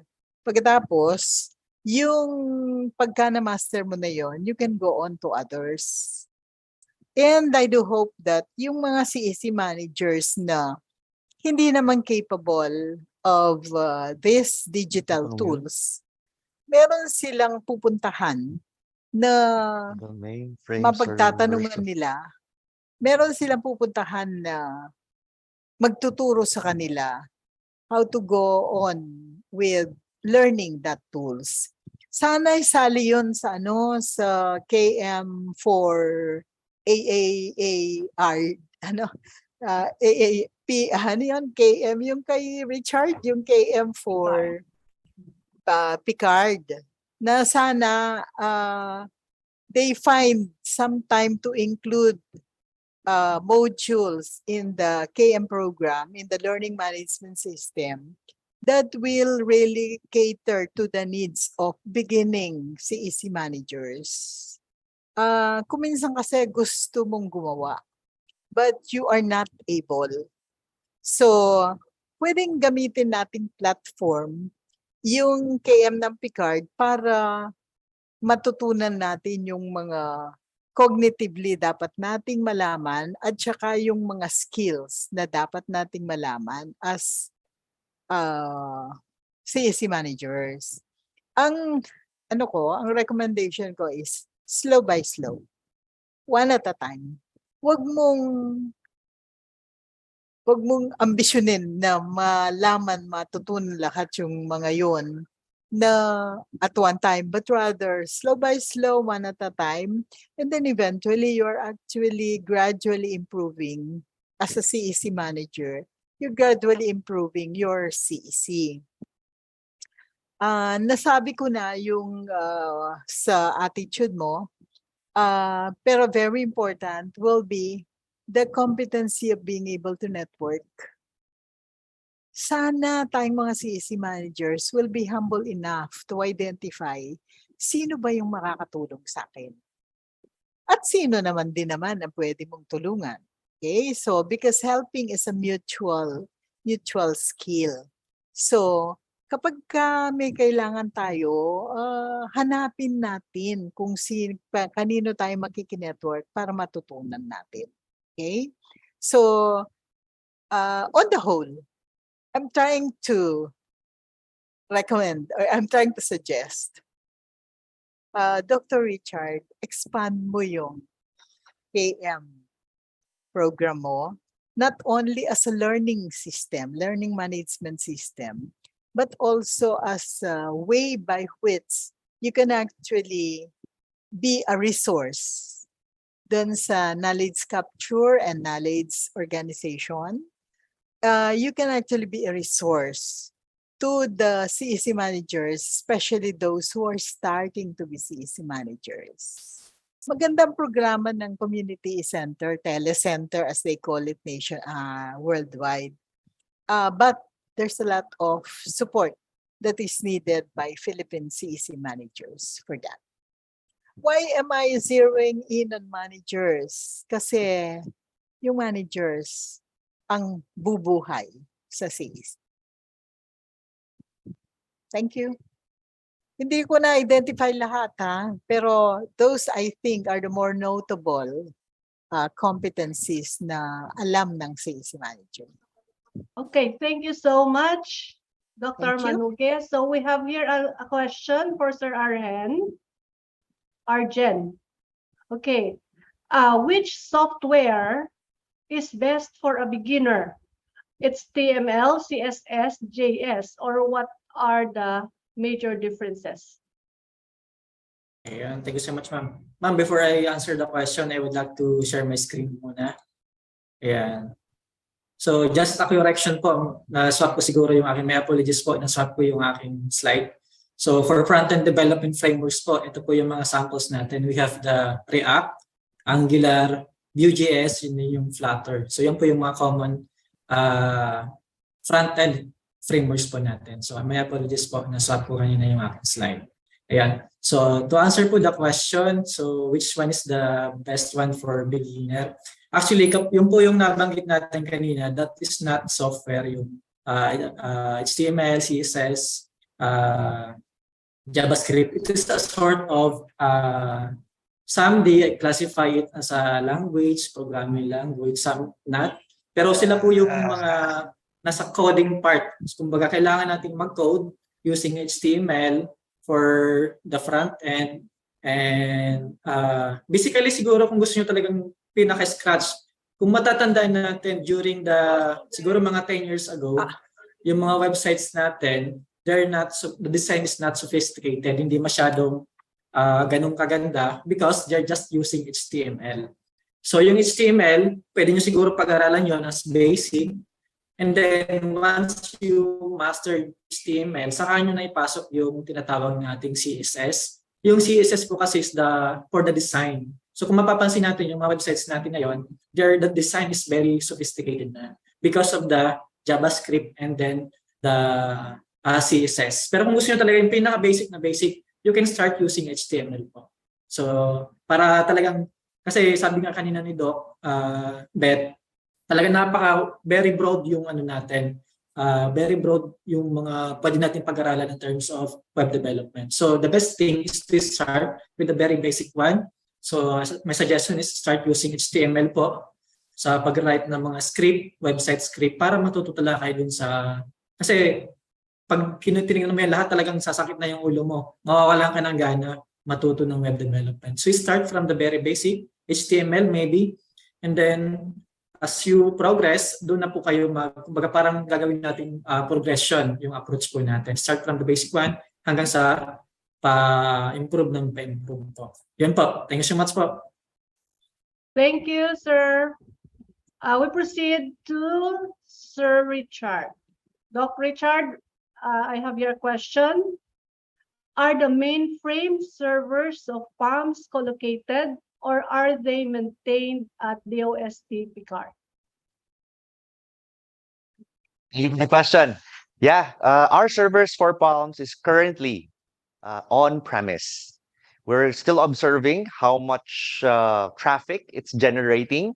And as soon as we see that it's becoming relevant to more users, then we'll be making use of cloud services to make it available to more users, not only in the Philippines, but also worldwide. Well, we do have fellow Filipino citizens who are outside of the Philippines who can still access this information, and then hopefully encourage them to come back to the Philippines and then run their own farms and probably their own businesses here in our country.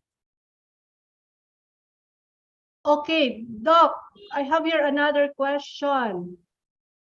Can FITS partner with Picard? Certainly.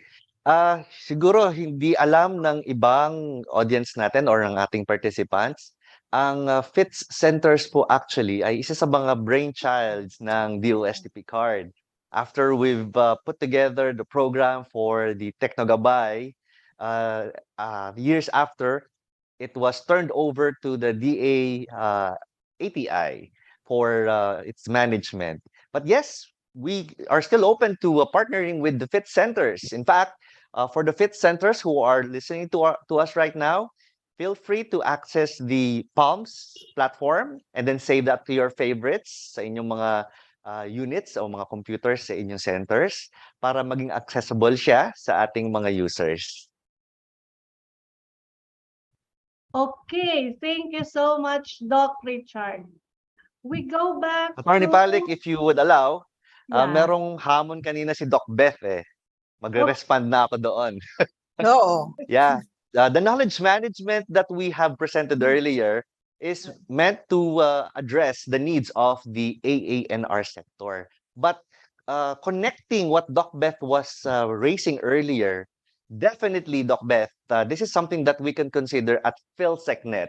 PhilCeCNet can handle the knowledge management so that it could provide materials and learning resources for our center managers, both new center managers as well as those who are already seasoned. Yes, we will be certainly working on that, and sana kung magkakaroon ng pagkakataon, no, makabalikat namin kayo para mabuo natin ito. By all means, ang ano ko lang is yung vision na pinakita ko for CEC managers, that they really are able to connect with each other and with others for collective wisdom. Tingin ko kasi that would be a very important contribution to Philippine society and even for Philippine economy, na yung mga CEC managers, wag lang nilang titingnan ang CEC as an expense, but rather as a way by which we can help people earn better. And the CEC is high potential for that. Thank you. Sige, by all means, let's work together. Okay, so we go back to Doc Manuge. Doc, I have here a question. How do you keep strong ties with your current partner institutions? And in relation to that, is there a volunteer program to help with manpower in the center? Na-misunderstand yata ako. Hindi ako CEC manager. Okay? Wala akong CEC, but rather, naging advisor lang ako for a number of CEC managers. Ako kwento ko, this is history. There was a time, there was an effort to come up with the PhilCEC Academy. Okay? At it was a very ambitious project, but it didn't flourish, so to speak. But we were able to train a group of CEC managers, around 25 of them. And some of them are still with PhilCeCNet. And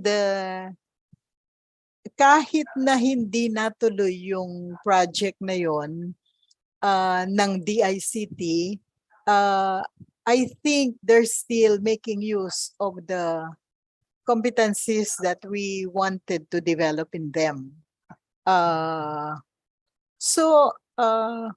Si Marilyn is one of them. Sino pa? Huwag kayong magagalit sa akin, nakalimutan ko ng pangalan. Tanda na kasi ako. Sino pa? Hindi sumasagot yung mga tao. Anyway, a group of them can actually be parang senior CEC mentors to the beginners, the CEC managers, because they have a lot to share as far as both experience and competencies are concerned. Yung PhilCeCNet sana, PhilCeCNet, PhilCeCNet sana will facilitate yung mentoring that can possibly happen between what I call the more experienced, sana senior, no, the more experienced CEC managers, and do mentoring with the beginning CEC managers. It would have helped a lot. Also, kaya ako happy at impressed dun sa KM program ni Dr. Richard, kasi it can be a venue for that. And we would have optimized yung learning towards collective vision and collective wisdom ng mga CEC managers.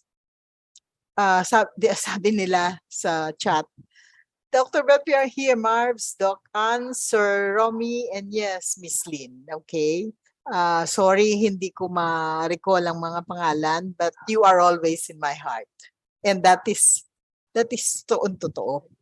Okay. TPCA scholars ang tawag namin sa kanila noon. Pero hindi natuloy yung TPCA kasi. For whatever reason. I miss you too. Okay, thank you, Doc. We go now to Sir Arjen. I have your question. How long would it take to develop a website from scratch?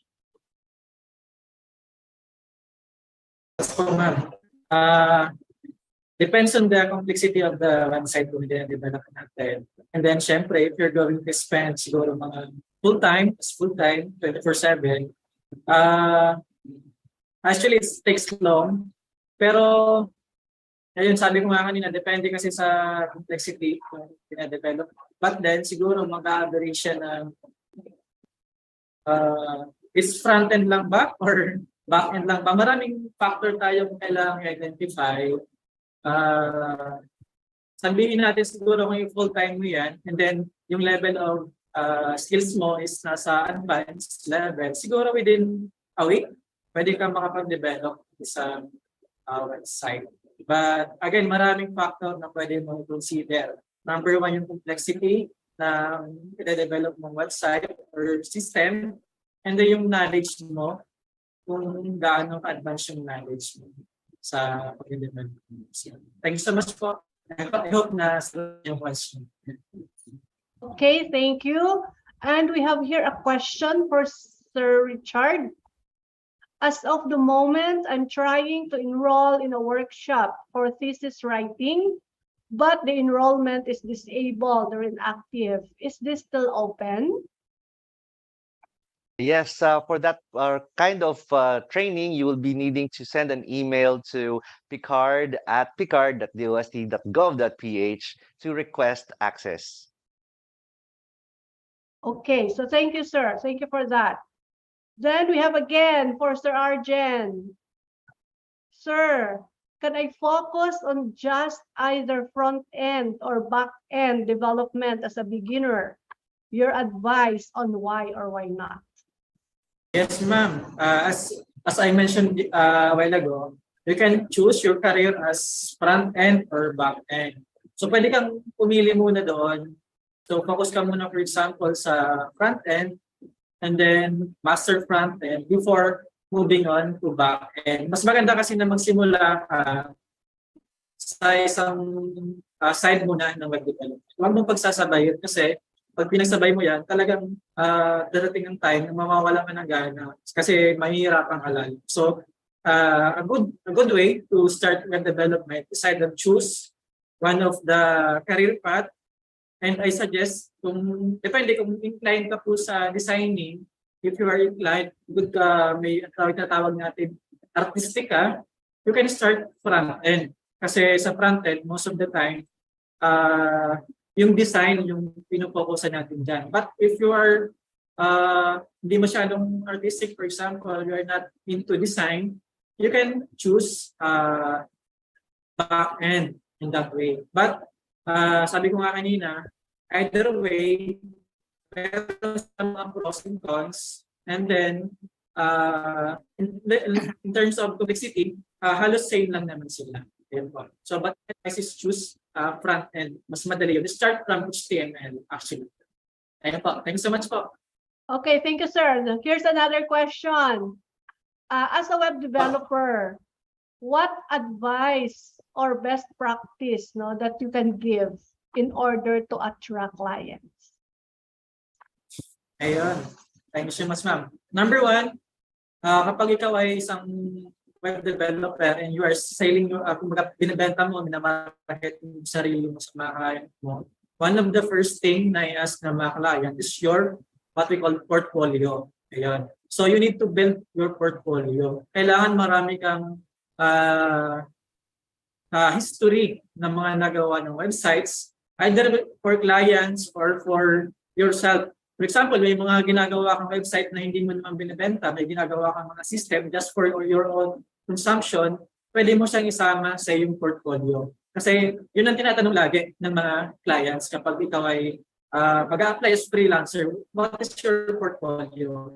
What is your background in terms of web development? So number one po, create a portfolio. Yan. Thank you so much po. Okay, thank you, sir. Doc Richard, I have my last question. Can a school or a college for that matter partner with Picard for your PAMs? Definitely, yeah. You just have to send us an email to express your intent, and then we'll work out the details. Again, you can send an email to picard@picard.dost.gov.ph. We are open to partnerships. Okay, so thank you so much. That's all for our open forum. So may I turn you over to Ms. Red. Thank you. Thank you, Attorney Palik, and thank you to our insightful and ever-cognizant resource speakers, Dr. Manuge, Mr. Azul, and Dr. Richard, and of course to the super facilitation of our moderator, Attorney Palik. Let us give them a virtual round of applause. Also, kindly utilize the comment section of our live stream and our comment section in the Zoom to thank our expert speakers. You could also give a virtual reaction. All right.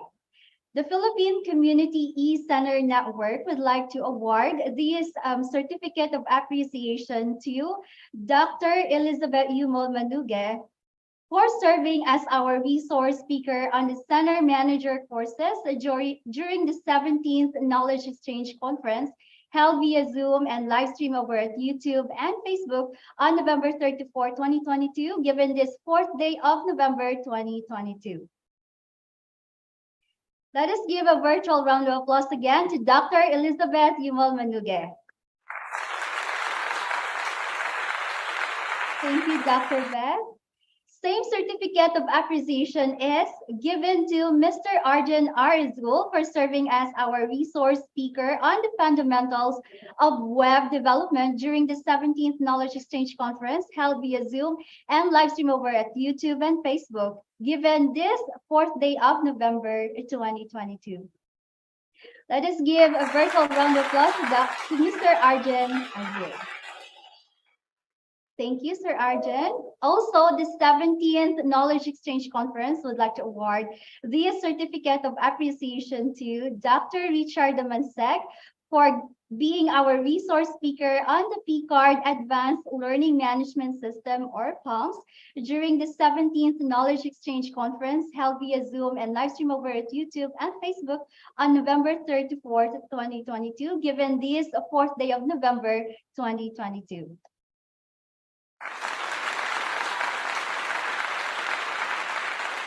Thank you very much, Dr. Richard. Finally, KEC17 would like to present the Certificate of Appreciation to Attorney Annabelle S. Palik for serving as our moderator during the 17th Knowledge Exchange Conference held via Zoom and live stream over at YouTube and Facebook on November 3 to 4th, 2022, given this 4th day of November 2022. Thank you very much. We are so much enriched once more. Again, thank you so much for that very meaningful conversation and knowledge sharing. Before we get into the exciting part of this conference, the raffle draw, first let's pause for a short break. And while we do that, we would like to spotlight to you this year's Knowledge Exchange Conference sponsors. Please watch this.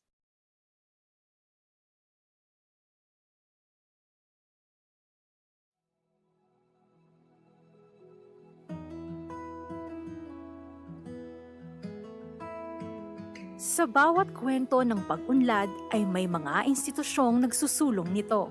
Institusyong nagbabahagi at tumutugon sa mga hamon ng panahon.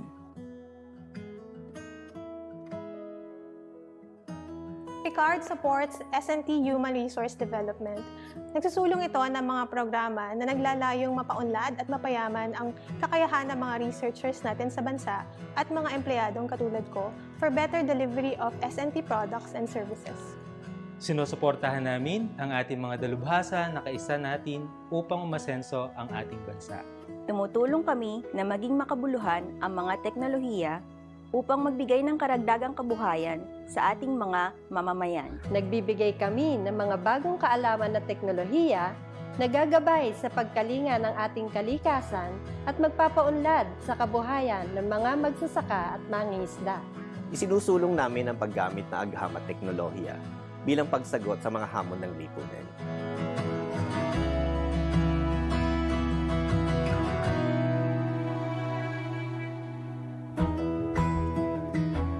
Kasama ninyo ang DOST PCARD sa pagpapaunlad ng sektor ng agrikultura, akwatika at pangisdaan, at likas na yaman.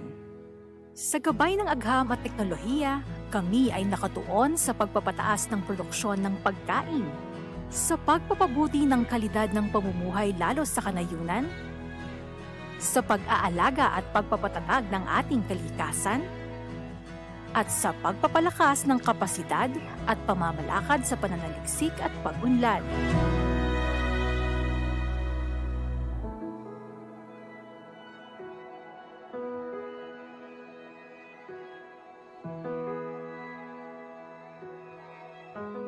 Ang DOST PCARD ay nangunguna sa pagbibigay ng kakayanan sa pagsasaka, akwatika at pangisdaan, at panglikas na yaman upang makipagsabayan ng sektor sa pandaigdigang pamantayan.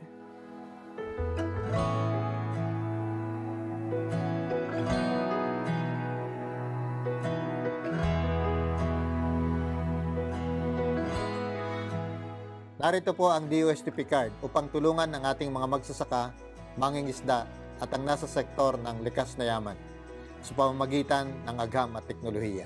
Isinasagawa ng DOST PCARD ang aming mga programa sa pamamagitan ng pakikipag-ugnayan sa iba't ibang ahensya ng gobyerno, state universities and colleges at mga international partners.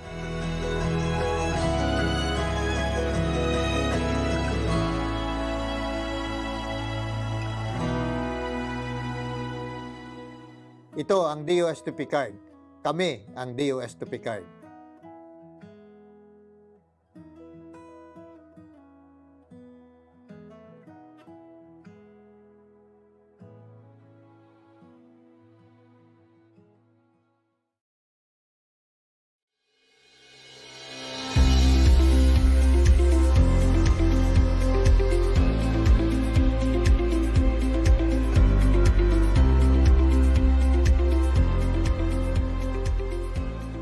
when the only notion constant is change, when information is obtainable with a single click of the mouse or a tap of a screen, humans seem to be at the center of it all, making them in sync with the changes, in constant motion. This is not limited to those living in cities whose hands seldom part with their gadgets. In rural areas, the innovations and discoveries in technologies are used to ease lives and bridge gaps in knowledge, skills, and practices. With the new knowledge and information being created, reproduced, and shared at a rapid pace, people constantly need to retool themselves to keep up with continuously changing work requirements. In today's digital age, people need to learn how to learn and learn anywhere and anytime. The University of the Philippines Open University, the fifth constituent unit of the University of the Philippines system, provides opportunities for people to pursue further studies through open and distance e-learning. In February 23, 1995, the University of the Philippines Open University was established. It is mandated to provide Filipinos all over the world wider access to quality higher education through open and distance e-learning, or ODEL. UPOU now offers various degree programs to learners located in more than 70 countries all over the world. These programs are under the Faculty of Education, the Faculty of Information and Communication Studies, and the Faculty of Management and Development Studies. UPOU also offers continuing education courses and massive open and distance e-learning courses.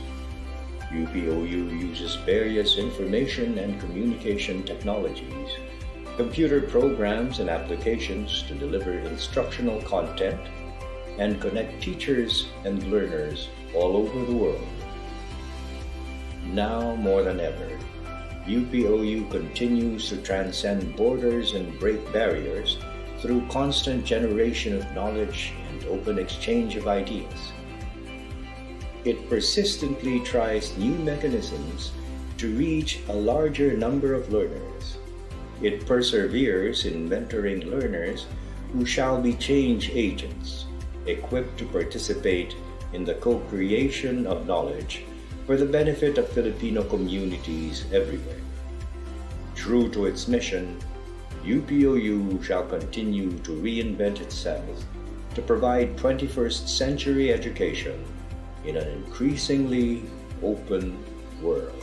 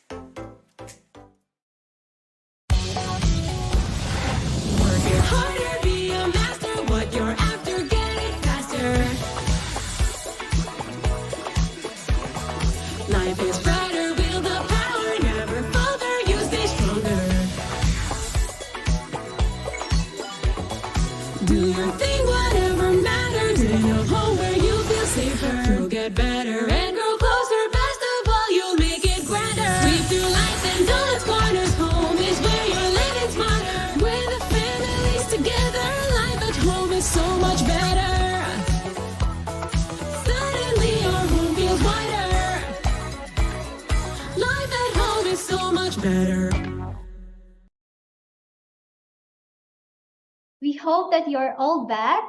Thank you once again to DOSTP Card, UPOU, QPL, and PLDT Smart. As our conference partners, your support is vital to continue this important work. Let us give our conference partners a virtual clap or a virtual heart reaction.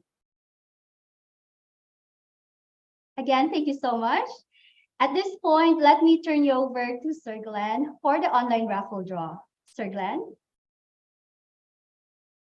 All right, thank you so much, Ma'am Red. Okay, so andito po ulit ako for our online raffle draw. But before that, let me show you again our mechanics and how we're going to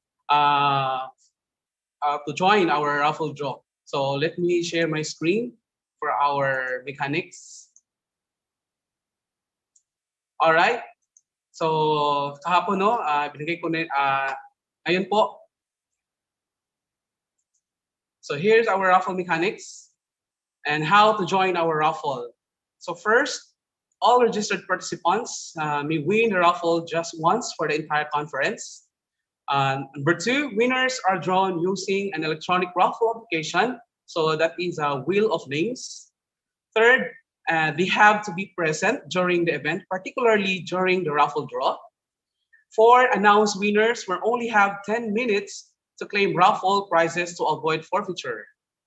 5, send an email to claim raffle prizes through secretariat at PhilCeCNet.org.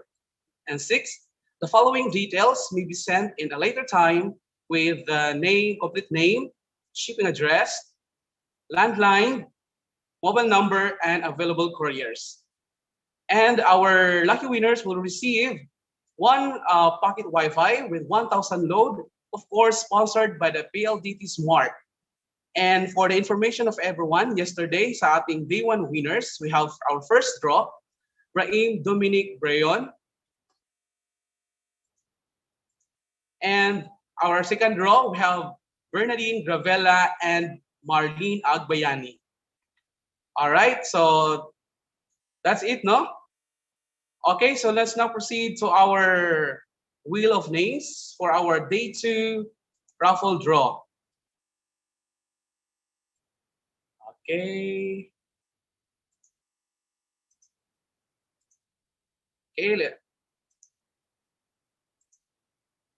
Okay, so here is our wheel of names. Our first winner for our day 2 KEC17, we have a winner is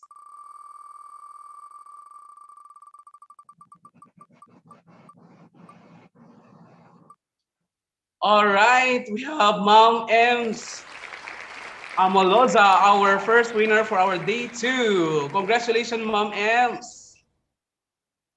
All right, thank you so much. So later on, may dalawa tayong winners. So ngayon, isa lang po. So thank you so much and congratulations to Ma'am Ems Amoloza. Thank you. Thank you very much, Sir Glenn. Wow, congratulations to Doc Ems Amoloza for winning in our first draw. So you won special prize from our conference sponsors. Congratulations. And to guide us through another insightful conversation, a road mapping exercise, let us have to our virtual stage another expert speaker. Our distinguished resource person has a Bachelor of Arts in Philosophy, a Master of Arts in Education, an ongoing PhD in Educational Management, a Certified Instructional Design Consultant for distance education programs and online learning modules, a Technopreneur, Independent Distributor, and Business Solutions Consultant. He is a consultant, trainer, and lecturer at Lupao Pag-ahon Agriculture Cooperative or LPAC and the Asian Institute of Journalism and Communication or AIJC. Ladies and gentlemen, to facilitate a road mapping exercise for the eCenters, let us all give a round of applause to the Vice President of PhilCeCNet, Professor Pierangelo B. Alejo.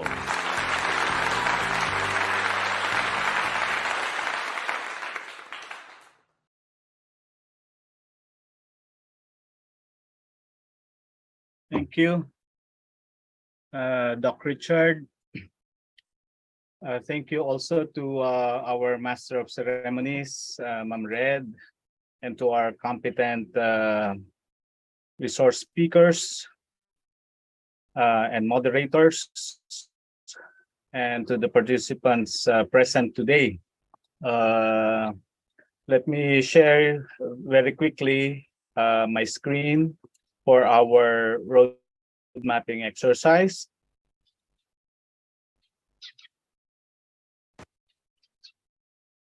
Okay. Let's see. Just to check, is my audio okay for everyone? Yes, Prof. Audible. Okay. And let me see now.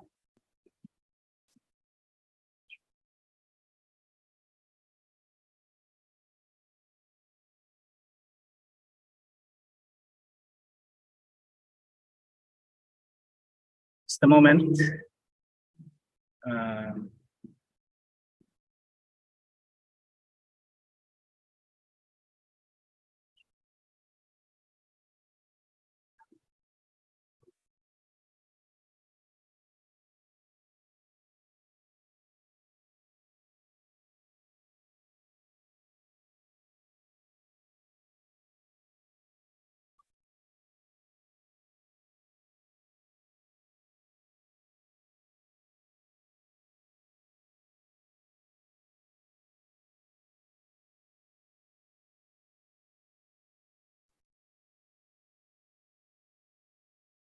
All right, we would like to remind our participants that for this road mapping exercise, you could actually participate in this workshop by sending your questions or your feedback through our comment section. So kindly utilize our comment section of this live stream to actively participate and engage in our exercise. So as we have Sir Pierre to pull up his presentation and get ready, we have also shared our attendance link to those who have not yet do their attendance so that you could win, you could get a chance to win in our raffle draw. So Sir Pierre, are we ready to? Yes, ready, Ma'am Red. Thank you. Yes. So, for the road mapping exercise, I must tell you, I'm very happy and excited together with the center managers that we will do this together with you. Okay. So as you can see from the screen, the topic is very specific. It is localizing global standards on digital inclusion towards a roadmap for community eCenters. So I'd like to request all the center managers to pay very well attention to this presentation, because this is an exercise that we will be doing together, you know, with all the center managers, particularly the very active ones. No? So I am expecting a lot from Ma'am Lynn, Sir Romy, Sir Marbs, and all the center managers present, especially today. So, okay, as we proceed, from the Zoom, Ma'am Red, how do I, okay, there you go. So there's just quite a lag. Why is digital inclusion important? As you can see from the slides, we are very lucky to have had speakers yesterday from day one, sharing very important information for us to do this road mapping exercise. Why is it important? Because a roadmap is precisely a guide for us to reach a destination. It's a map, so we will need important signposts, signages, directions. So, but why digital inclusion? First of all, there is scant and scarce policy or research on digital inclusion here and abroad. The use of ICTs to provide public service obviously alleviates social exclusion. And digital inclusion is, as a practitioner, I would say, digital inclusion is related to education for all, meaning everyone. And inclusive education is very much related to digital inclusion. As you can see, the common terms used, no? Inclusion and inclusive. Digital inclusion is also related to digital transformation and transformational education or transformative education. It is also a related jargon or term to data literacy. And thanks to Chancellor Bandalaria's presentation yesterday, when she deconstructed digital inclusion, we have now a very simple yet working definition of what digital inclusion really means, so that all of us are all in the same page. So in times of misinformation, disinformation, malinformation, fake news, and marites information, digital inclusion means a specific definition nowadays. So because of this prevalence of fake news and disinformation, improper use of information, we have to take data literacy, digital literacy very seriously in the right context. And also, digital inclusion is very important because DICT and PhilCeCNet may spearhead efforts that will really bring all of us to that elusive ideal situation of digital inclusion. But we also have to ask the question, is it really for all? In datafied societies, no, where there is a boom of information, is it really for all? Okay. So we have to ask these questions because we are going to do an exercise together with all the center managers spearheaded under the auspices of PhilCeCNet, so that our effort will be published. So our research, our study will be supported by papers that will be easily read and disseminated by the partner stakeholders, no, or all the agencies involved. Okay. So the background.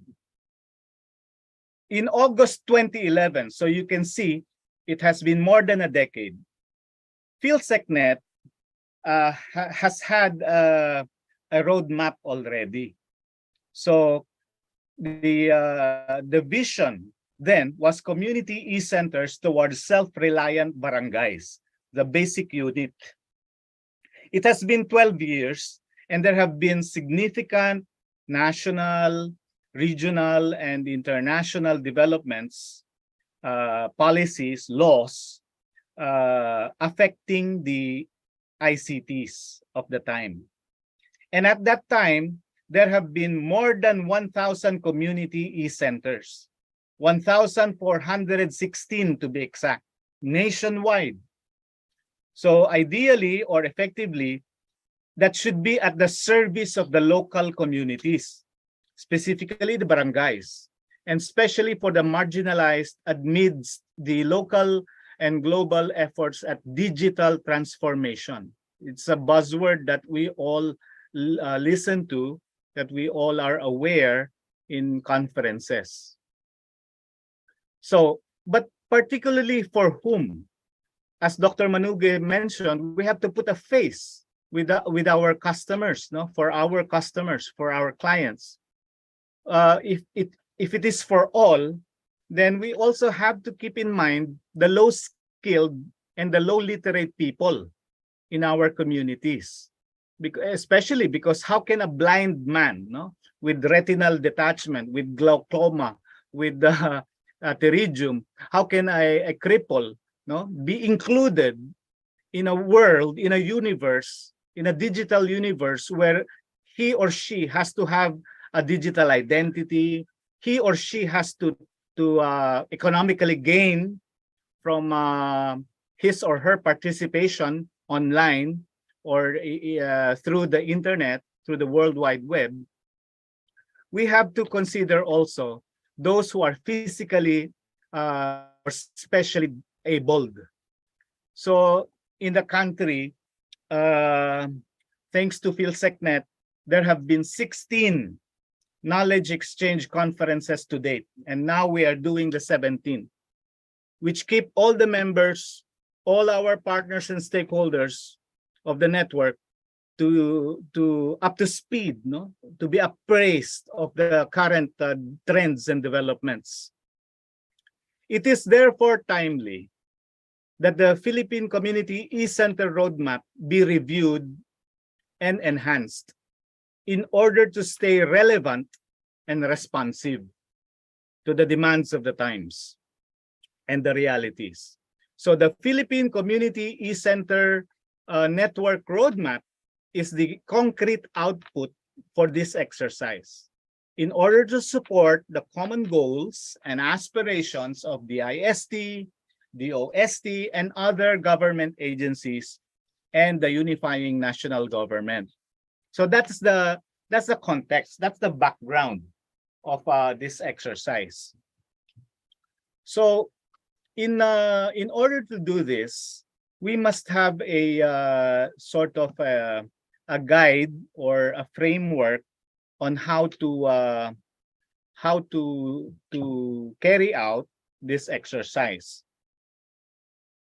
Okay, so pardon the delay in shifting to the next slide, but giving you that background, can I see a in the chat if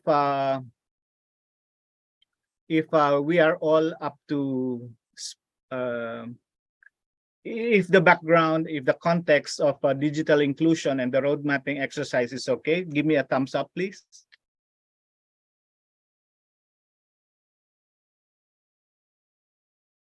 So what are the aims and the methodology of this exercise? Thank you, Ms. Red. As you can see in the images that you can appreciate there in the slide, you have an image of one knowledge exchange conference. You have the image of the Google Apps.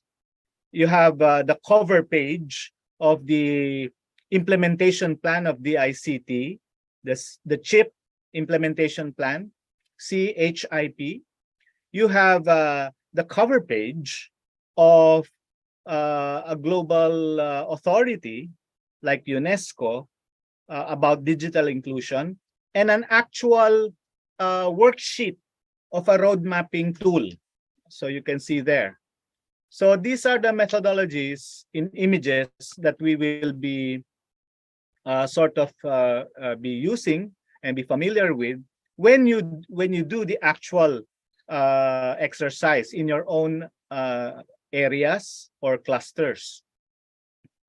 So, but today, hopefully, we will have a very good framework on how to do it, some rules on how to prepare our roadmap in your respective clusters or areas, or even in your own community. Okay.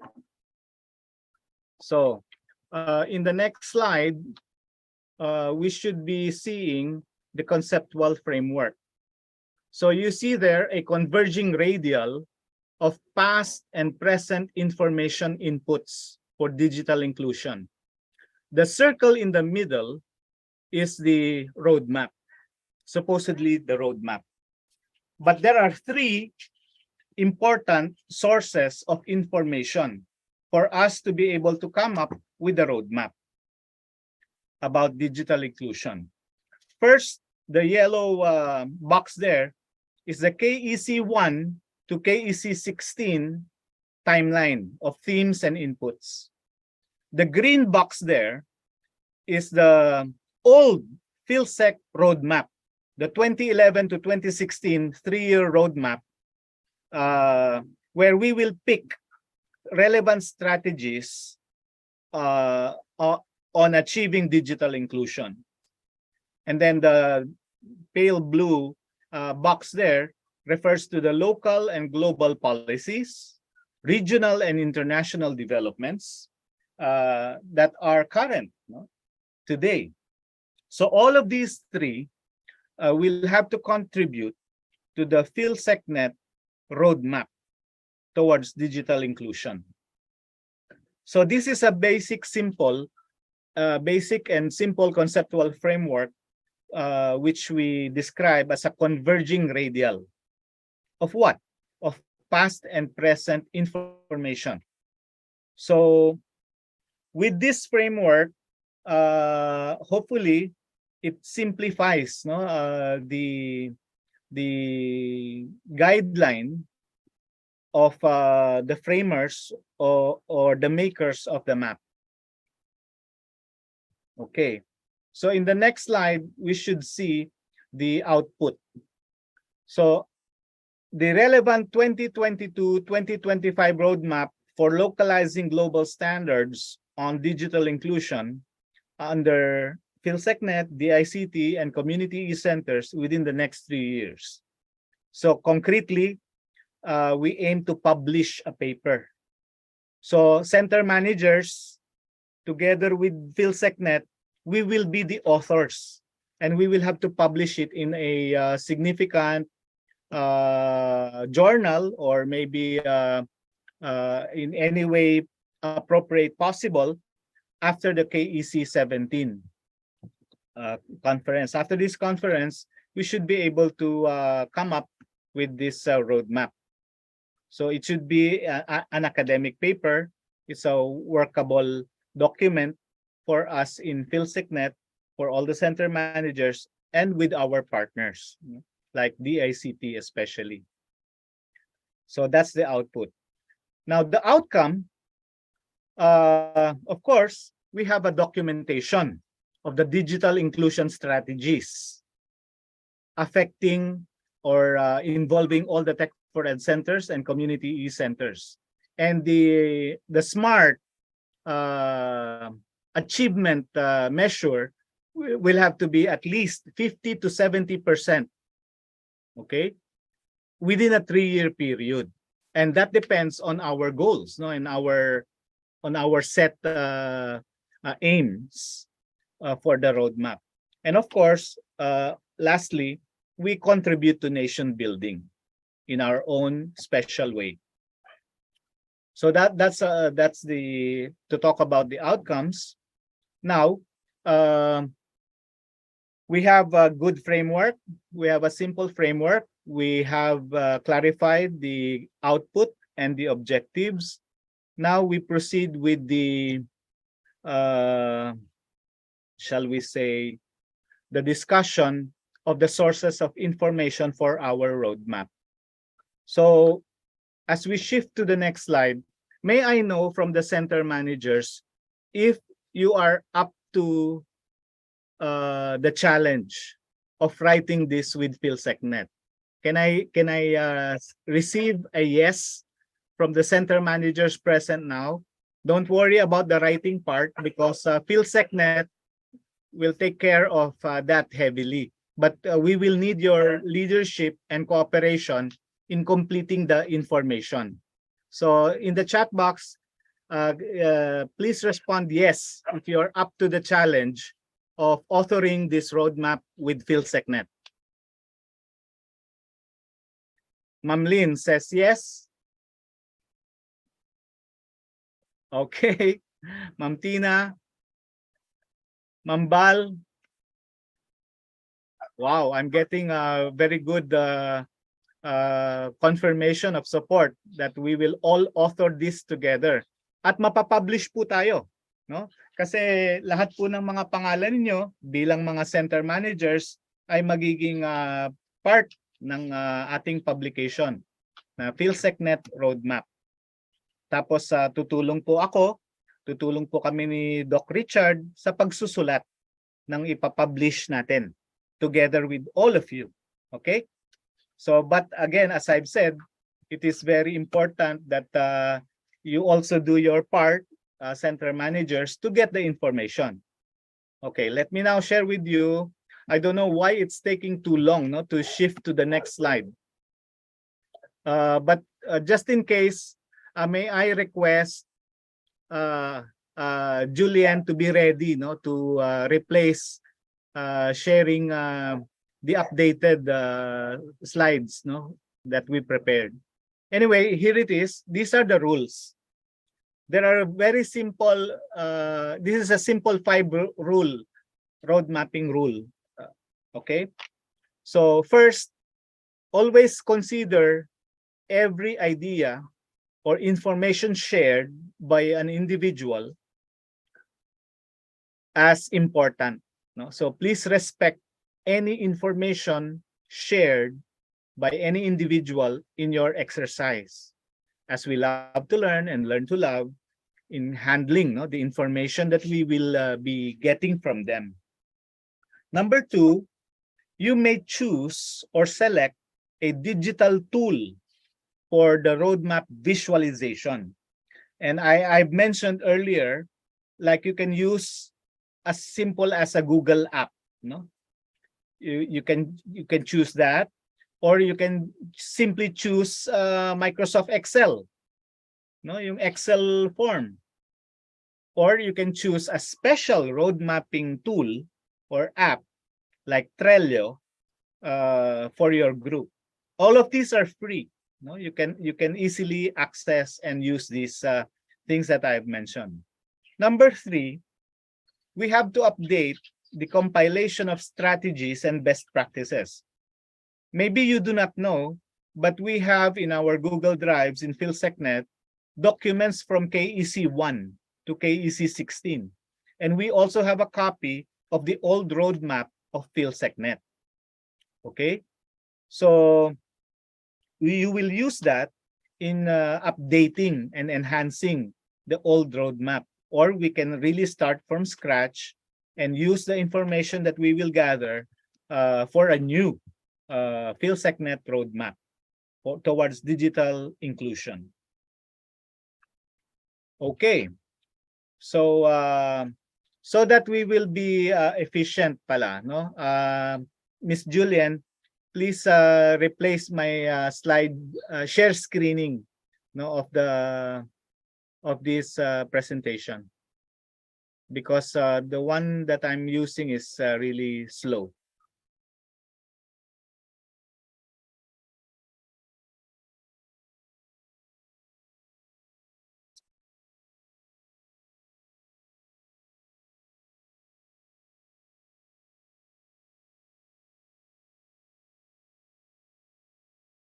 Okay, so while Miss Julian is facilitating for us the one in our drives, okay, we go to the next slide, please.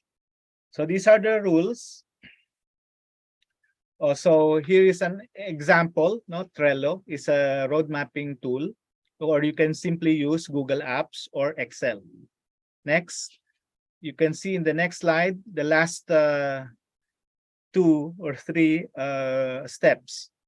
Discuss with your members in the CEC with a modicum of parliamentary procedure. So it's like just presiding over a meeting, no? Or a focus group discussion or a workshop. So you moderate the discussion. And then number 5, resolve and document enhancements. And then conclude with the resolutions and action steps. So next, let's discuss the information that we have right now. So in the next slide, we will have to see what we have already. Please proceed, Ms. Julian. Let's look at the KEC timeline. From KEC1 to KEC16, I want you to take note of the encircled themes of past KECs, no? Knowledge exchange conferences. So in that slide, you can see KEC2 is one relevant theme or input for our digital inclusion roadmap, engaging communities in knowledge-based development. Next, please. From KEC 7, 8, 11, and 10, you have you will see there the common denominator. It's always engaging the communities. It's always about including as many people as possible. Okay, and in the next slide, all the way up to KEC 16, especially the last two knowledge exchange conferences, when we struggled with the new normal and with the pandemic, it is really optimizing eCenter resources and putting them to use despite the growth pains, and the problems, the common problems that center managers experience and heightened during the pandemic. So what does this tell us? From KEC 1 to KEC 16, there have been 8 or half of our knowledge exchange conferences are already talking about digital inclusion. We have lined up all digital inclusion strategies that are effective from KEC 1 to KEC 16. So lahat po ng nakabilog dyan sa ating timeline ng KEC, yan po ay gagamitin natin na impormasyon para sa bagong roadmap. So in the next slide, you will see the relevant strategies from the old roadmap. So you have there 5 strategies already documented in the old roadmap from 2011 to 2016. Establish more community eCenters, train knowledge workers, go into content development, transforming iCafes and high school laboratories into community eCenters, and strengthening them. Okay, so these are the relevant strategies from the old roadmap. Next slide.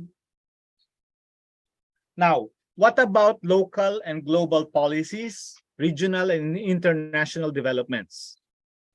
Thanks to our government, we have, pag-uusapan po natin ay policy o batas. Dalawa ang lagi nating naiisip. Yung Cybercrime Prevention Act of 2012 at saka yung Data Privacy Act.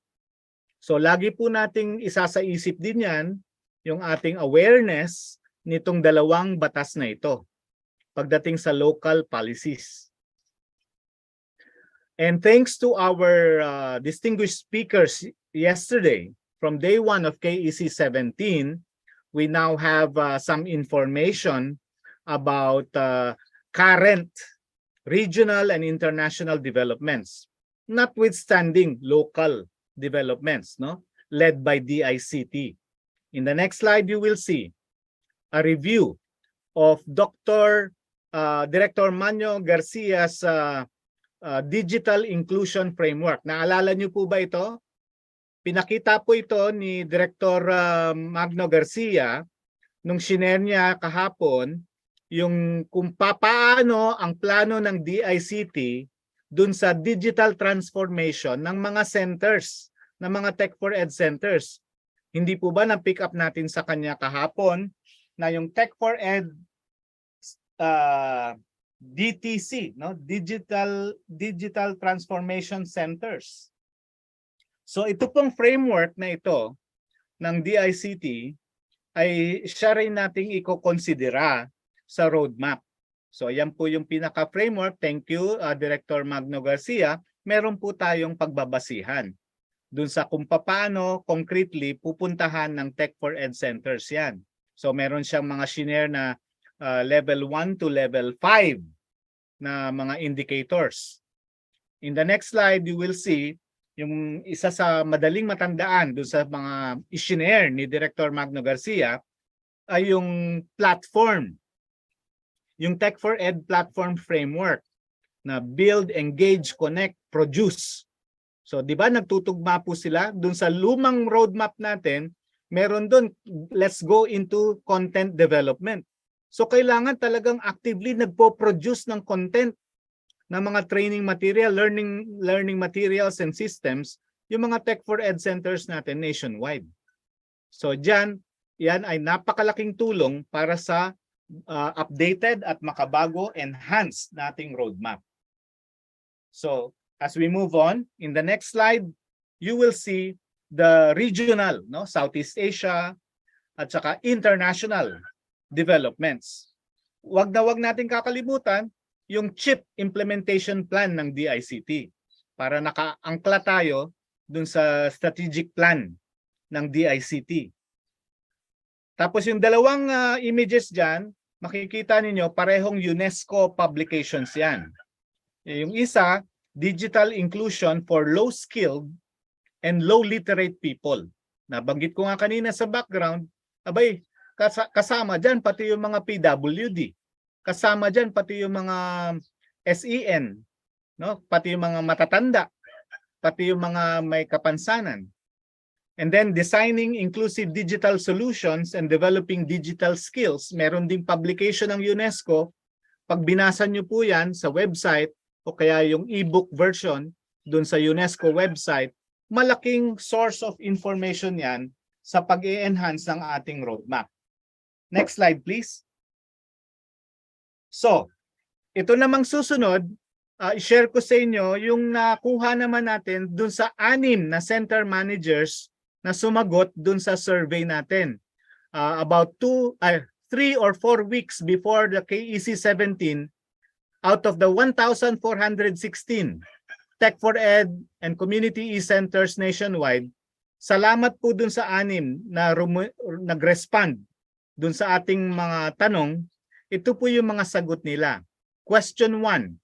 What is in your vision mission relating to digital inclusion? Yan po yung mga sagot nila.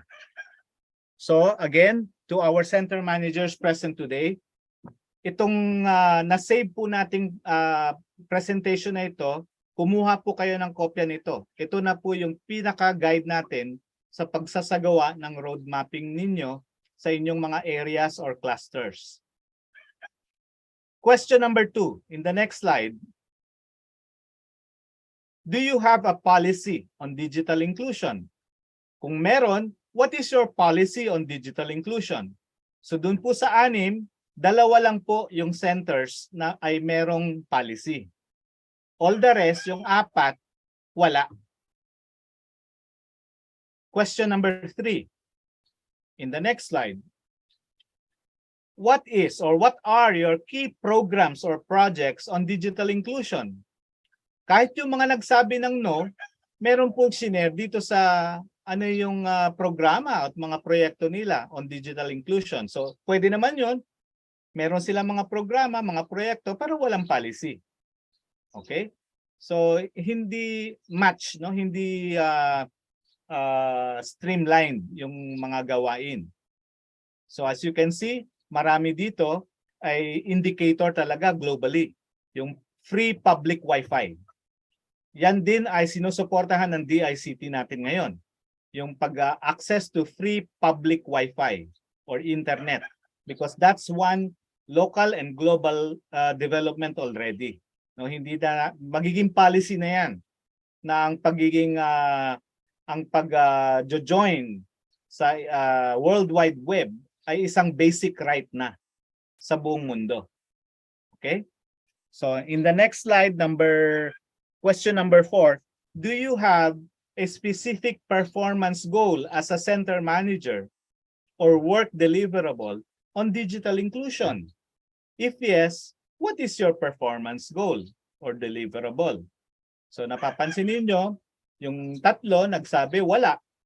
Yung 3 nagsabi meron.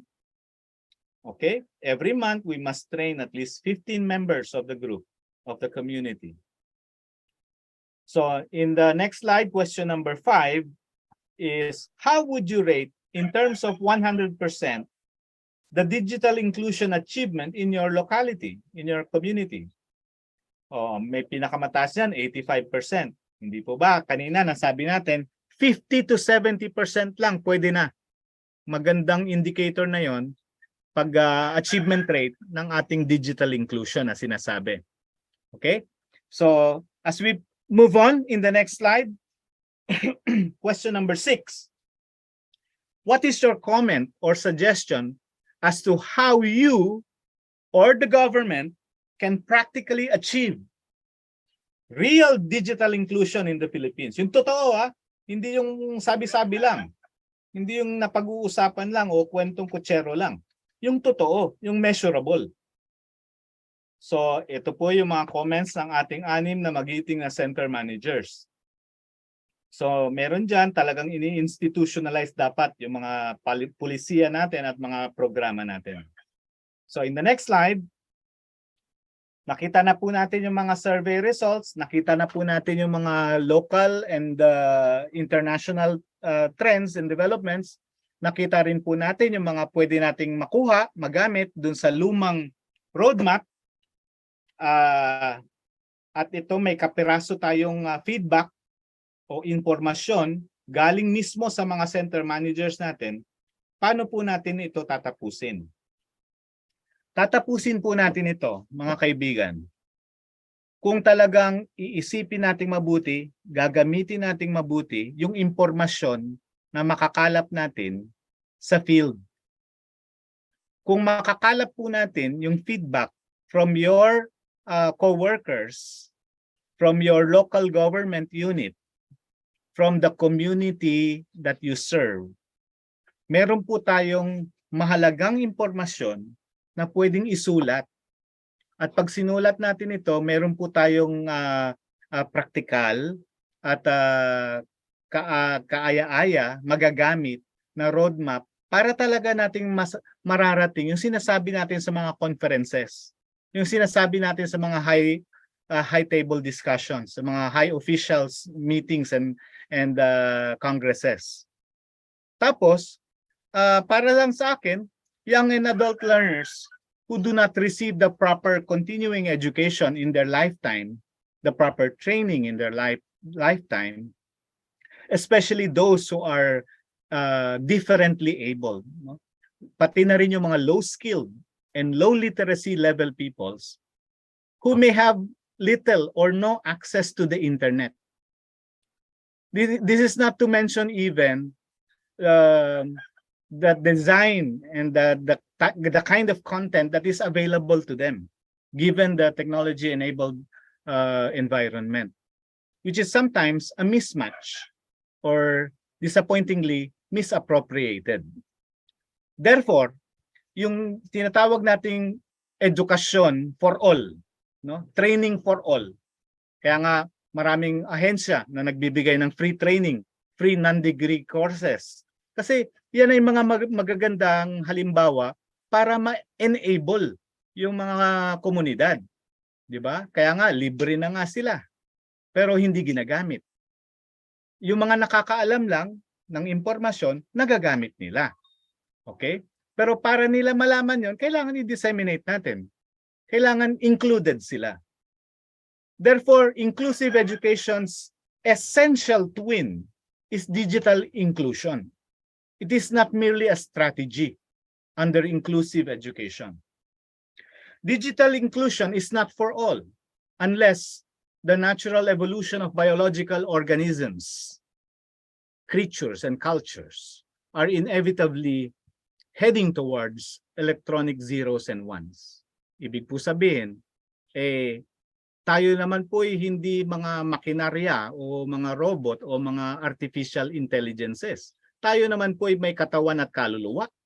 May mga isip at puso po tayo. We are breathing and living organisms who can feel, no? Who can go hungry, who can be out of work, who can be poor.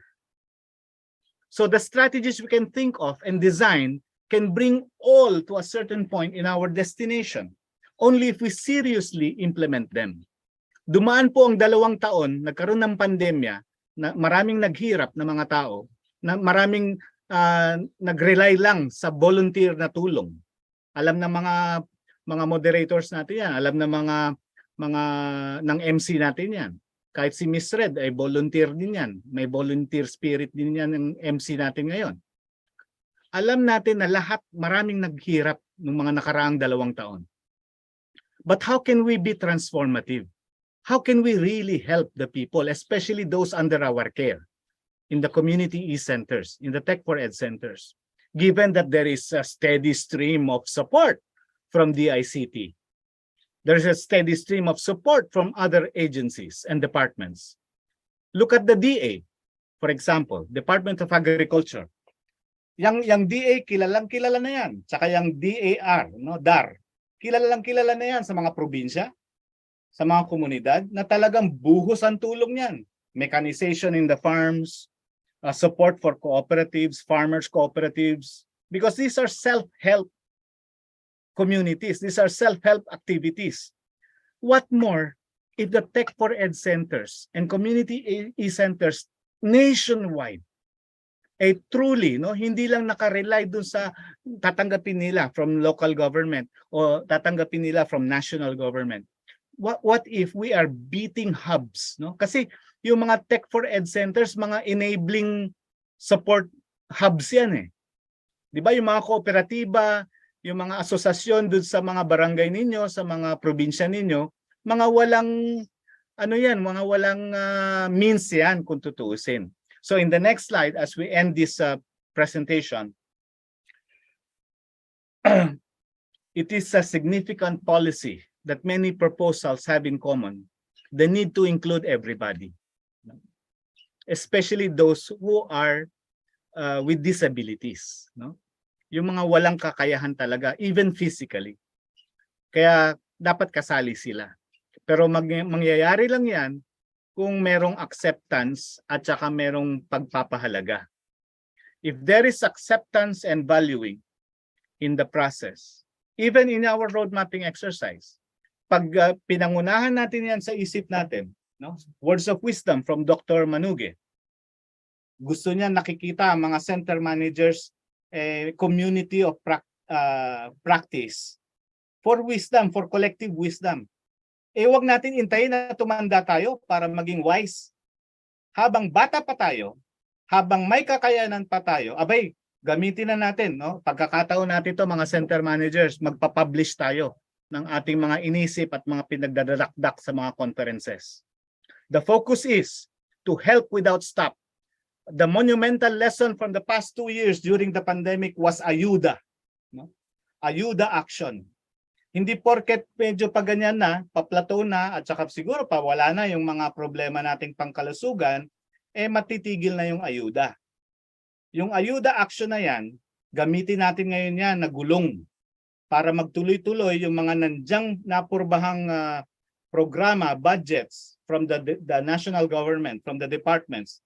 At wag lang yun mapunta sa mga conferences, mga high-level meetings, junkets, trips here and there.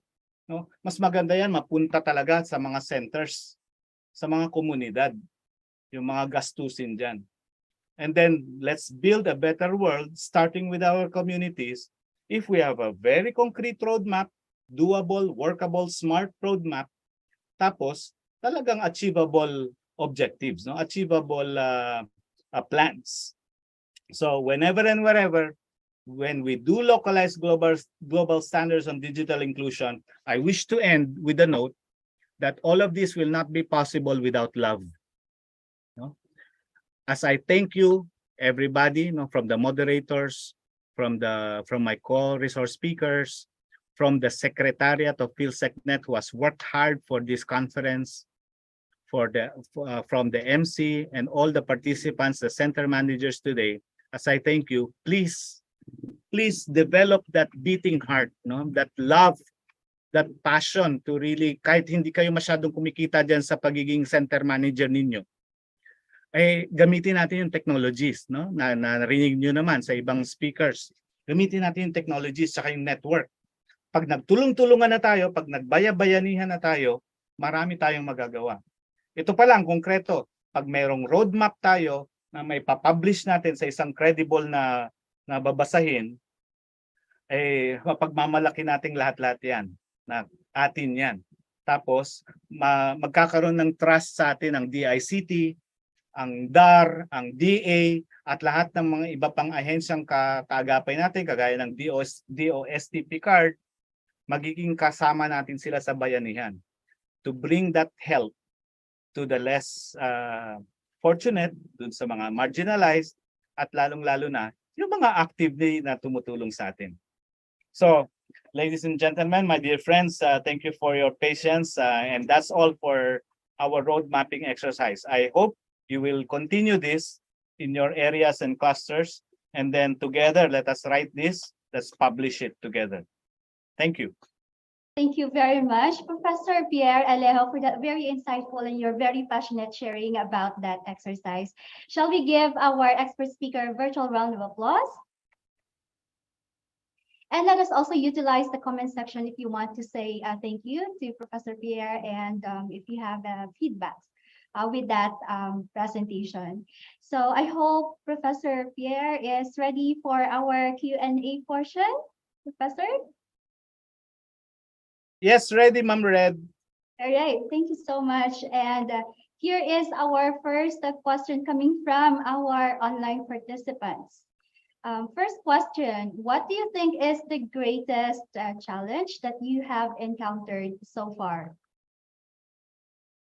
Well, speaking from my role, and experience in PhilCeCNet, the greatest challenge, I've taken part in at least 3 knowledge exchange conferences. As PhilCeCNet, what I can see as the greatest challenge is the streamlining, the streamlining of policy, program, project, action, from bottom up or top to bottom.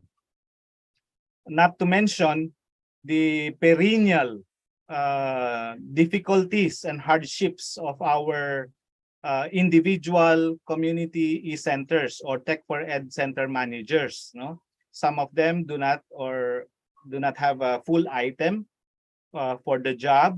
Some of them are just substitute or maybe multitasking while doing their primary responsibility in the local government.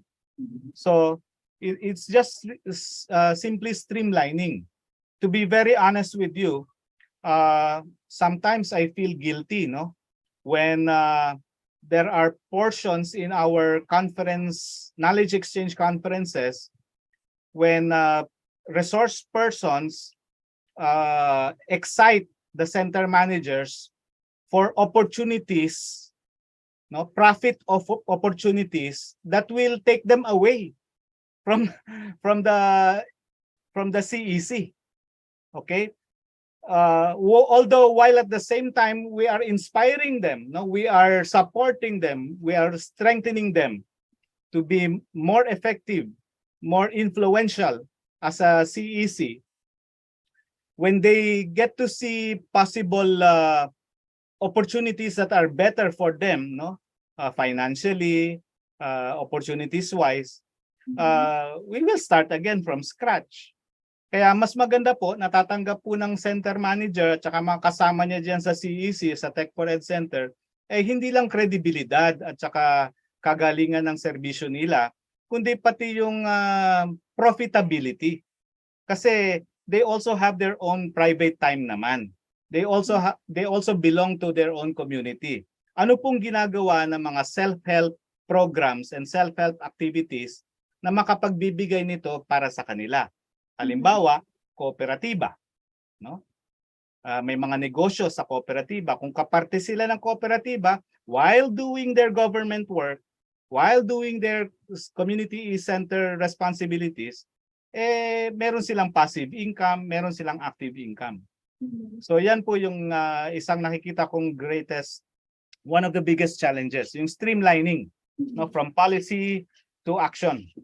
Yes, Prof.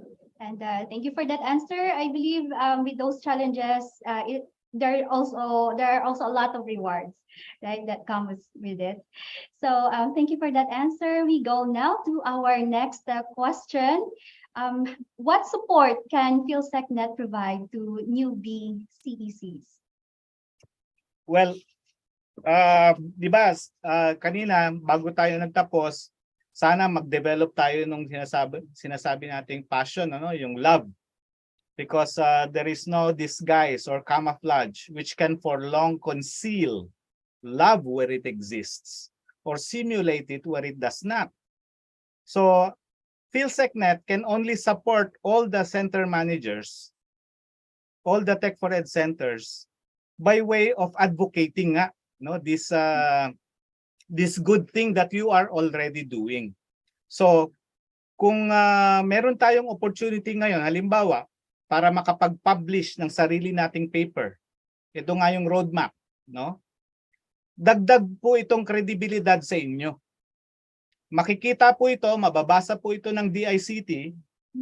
Pag nabasa po ito ng DICT, na siyang pangunahing ahensya ng gobyerno na nagbibigay tulong pinansyal o budget sa mga centers, makakatulong po ang PhilCeCNet sa pag-organisa ng mga training, ng mga events, ng pag-publish ng papel na yan, ng roadmap na yan, para lalong mas maging credible po kayo sa DICT. Yan po mabibigay ng PhilCeCNet. Kaya habang nandito po tayo, sa leadership po ni Dr. Bandalaria, nila Dr. Amansek at ng Secretariat ng PhilCeCNet, ay handa po kaming tumulong, sumulat, no, mag-train, mag-sustain ng Knowledge Exchange Conference taon-taon. Yes, thank you for that very insightful input, Dr. Aleo. We still have a lot of questions actually coming from our participants, but we are afraid that unfortunately we're so running out of time. So we will be, Doc, if it's okay with you, Professor Aleo, rather, we will be sending to you these questions, and probably we could send it directly to our participants through their email or any mode of preferred communication. So thank you very much, Professor Pierre, for sharing with us your knowledge and expertise. We shall, and also thank you to our participants for sending with us your questions and your active participation. So ladies and gentlemen, let us give again a virtual round of applause to our expert speaker, Professor Pierre Alejo. And the Philippine Community eCenter Network, or PhilCeCNet, would like to award this certificate of appreciation to Professor Pierre Angelo Alejo for serving as our resource speaker during the 17th Knowledge Exchange Conference, held via Zoom and live stream over Facebook and YouTube, given this 4th day of November 2022. Thank you, Professor. This is such an impetuous moment as we announce the winners of the virtual tour and Pandemic Resilience Award. May I call on stage, virtual stage, Miss Conchita Marta Misbal Merabueno and Miss Marilyn Castillan for the awarding.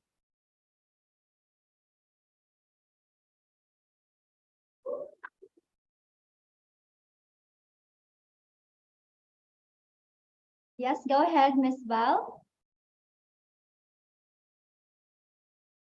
Okay, good afternoon na po, no? So we are on the most awaited part. Thank you, Sir Pierre, for reminding us of the importance of our road mapping. And roadmap before was our basis for the market of ideas on the poster making contest, which paved way today to the 1-minute virtual tour award. Okay. So we will now proceed to the awarding of one of the most exciting part. So we are now awarding the top 3 winners for the 1-minute virtual tour. Each of them will receive a certificate of recognition and 3,000 cash prize. So can we watch now the winning virtual tours? Tech team, please.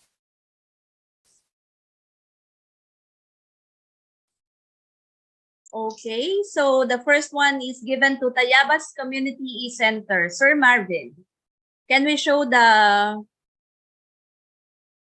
Okay, so the certificate of recognition is awarded to Tayabas CEC or Tech for Ed Center for winning the 1-minute virtual tour during the 17th Knowledge Exchange Conference held via Zoom and live stream via YouTube and Facebook on 3 and 4 November 2022, given this 4th day of November 2022. Can we show their virtual tour, please?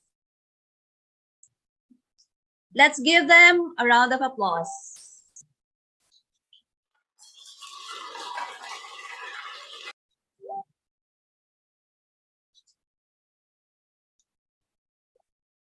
Are we supposed to show the virtual tour? Sorry.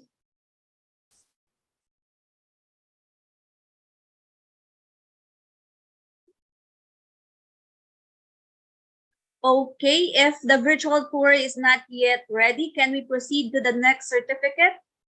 Okay.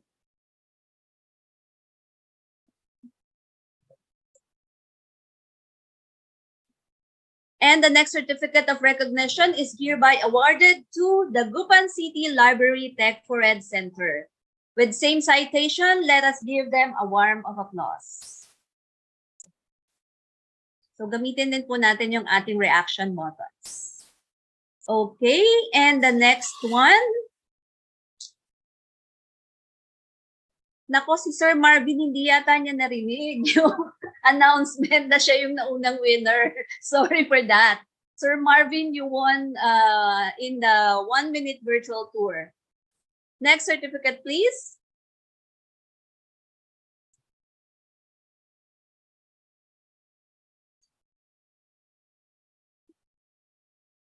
Siguro po later we can show the virtual tour, ano, para we will know kung bakit sila yung napili for the winning 1-minute virtual tour. Okay, and last but not the least, certificate of recognition is awarded to Pidao San Fabian Tech for Ed Center. With the same citation, let's give them a round of applause. Thank you so much for joining us on the 1-minute virtual tour. I hope that we learn from one another as well. Okay, Ms. Lean? Okay, thank you very much, Ma'am Bal. Okay, so this is the moment we have been waiting for. The winners for the Pandemic Resilience Award. This award is very significant to center managers because of our effort during the pandemic. Is acknowledged and our best foot forward is recognized. I believe that this is very difficult for the judges because each center has given efforts on running their centers despite all the odds during the pandemic. The innovations were worth replicating as well. So there will be one winner for each category. However, we regret that none joined the first category, which is the Farmers Digital Hub. So there will be only 2 winners at this year's award for the Pandemic Resilience Award. For the Pandemic Resilience Award, the 2 winners will receive a plaque of recognition and 15,000 pesos check for the empowerment for teachers and students and eGov services. Okay, let's begin. The winner for this year's UPL SBPL Empowerment for Teachers and Students Pandemic Resilience Award goes to, can we?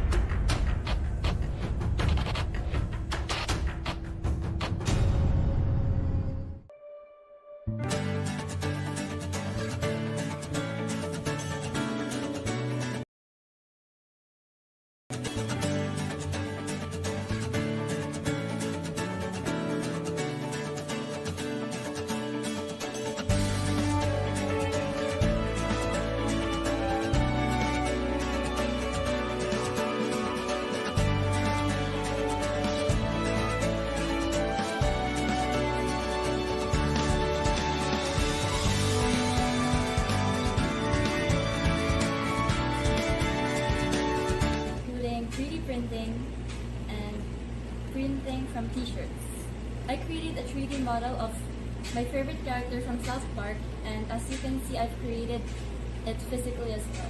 You can learn a lot of things just by having fun exploring.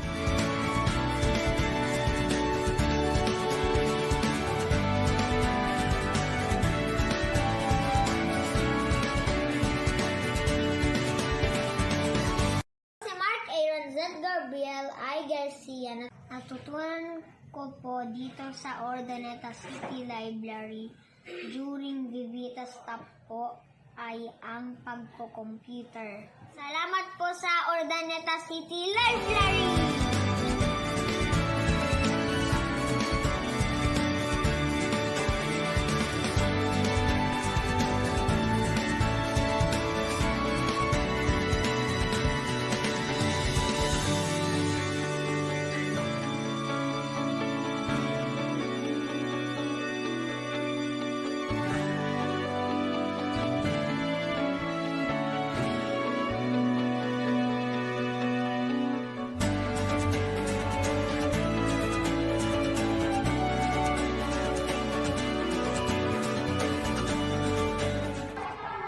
Workshop, mas naging equip po kami sa paggamit ng Google Apps, especially po yung Google Form, and then slides, at saka po Google Docs. So, magiging malaking tulong po ito sa trabaho namin bilang Child Development Network.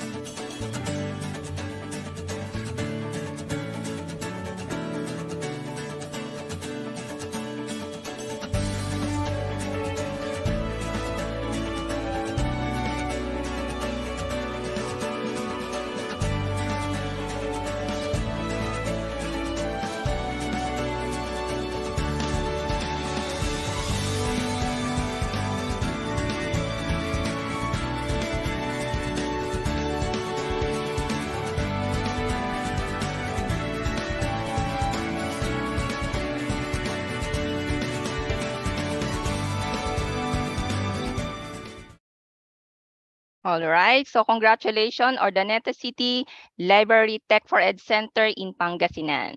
Okay, a round of applause. Okay, show po natin yung ating next, yung kanyang certificate, plaque, and the award. Ayan. So, ito po yung kanyang award, 15,000 check, and the plaque of recognition under the QPL SBPL Empowerment for Teachers and Students Pandemic Resilience Award. So congratulations again, Urdaneta City Tech for Ed Center. Next, we move on to the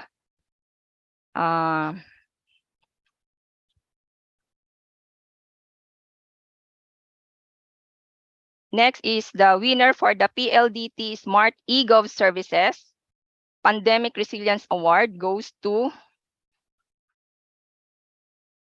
When COVID-19 became a global pandemic in March 2020, life has not been easy.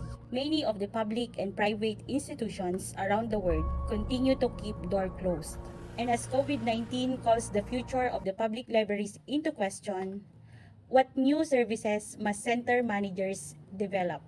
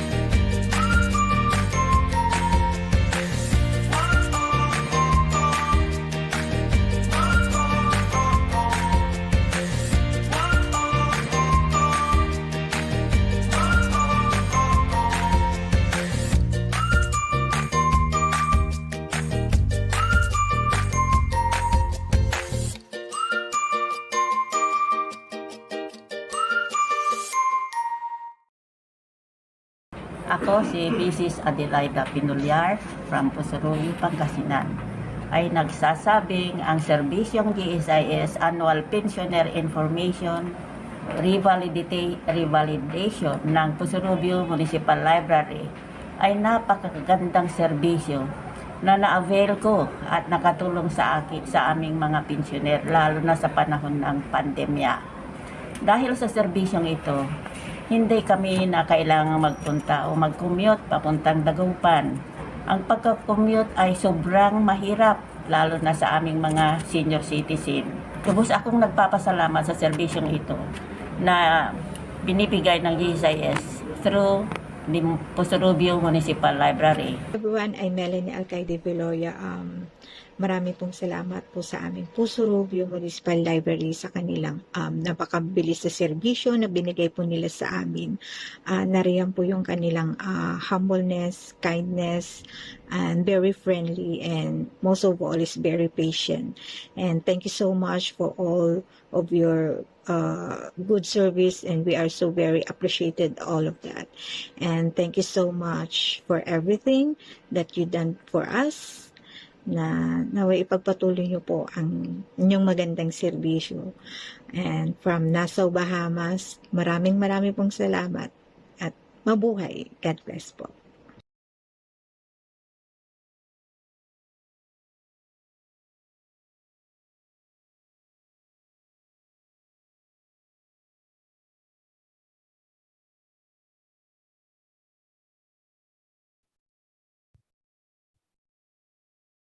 Okay, so thank you very much and congratulations Ordaneta City Library Tech for Ed Center and Pusurubio Municipal Library Tech for Ed Center for winning the Pandemic Resilience Award for this year, 2020. Yes. Congratulations to all the winners. Congratulations. Ma'am Lynn, Ma'am Yes. Val, if the winners are here in Zoom, maybe we can get an acceptance speech from them. Very Yes, short yes. acceptance speech lang siguro. So who will be the first, sir? I think Ordaneta is ready. Yes. Go ahead, please unmute and let's Ma'am hear it. Bernadine. Ma'am Yes, we Bernadine are Gravela. celebrating with you. Wow, ang dami nila. Congratulations, Ordaneta. Blur Naka-overwhelmed. Your acceptance speech, ma'am? Ayan, magandang umaga po sa ating lahat. Kami po ay super happy po kami lahat dito. Ayan po mga kasamahan ko sa Urdaneta City Library. Nag-aabang po ng ating announcement. At nagkaroon po ng magandang bunga ang amin pong magandang serbisyo at sakripisyo for almost 3 years na pandemic.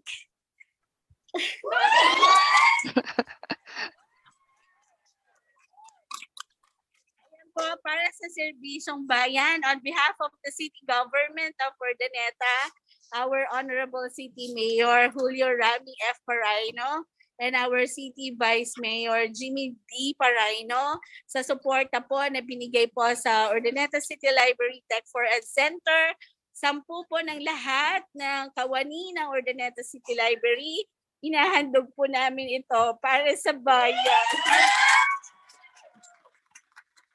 Maraming salamat po. And we are very much honored for this privilege and honor na hinawad po inyo sa amin.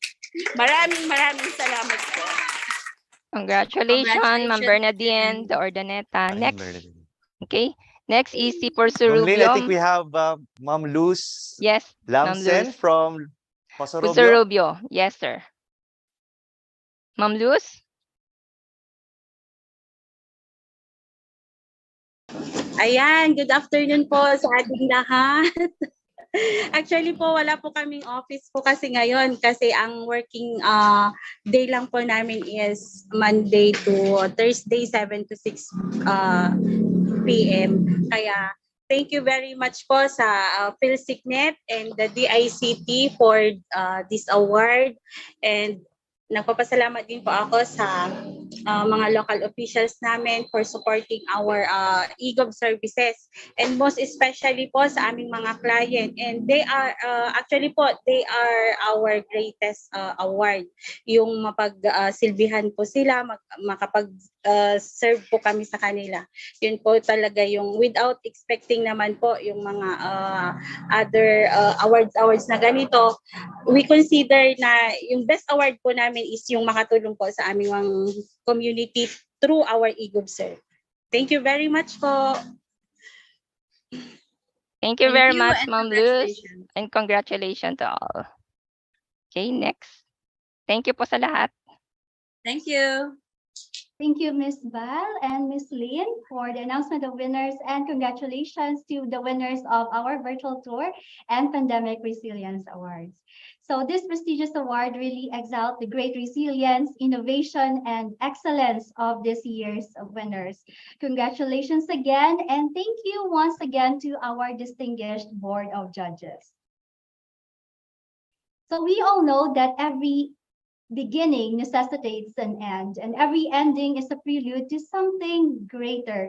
To formally close our In Reaching to the event, let's listen to the closing message of our PhilCeCNet President and UP Open University Chancellor, Dr. Melinda Bandelaria. Isang mainit na pagbati sa inyong lahat. A warm and happy greetings to everyone. We have completed another Knowledge Exchange Conference, our 17th. While this year's conference was still done off-site and still powered by the modern ICTs and connected technologies, the conference design was done in such a way that synchronous interactions were still made possible. At the same time that we were providing some level of flexibility, not only to the speakers, but to the participants as well. For me, that is facilitating inclusion or inclusive participation to the KEC, which had become the sharing and effective networking platform in our community. The success of this year's conference was made possible not only by the technologies that were put into our disposal, but more importantly, by the connected minds, the members of the conference steering committee who really worked hard to make this conference a possibility.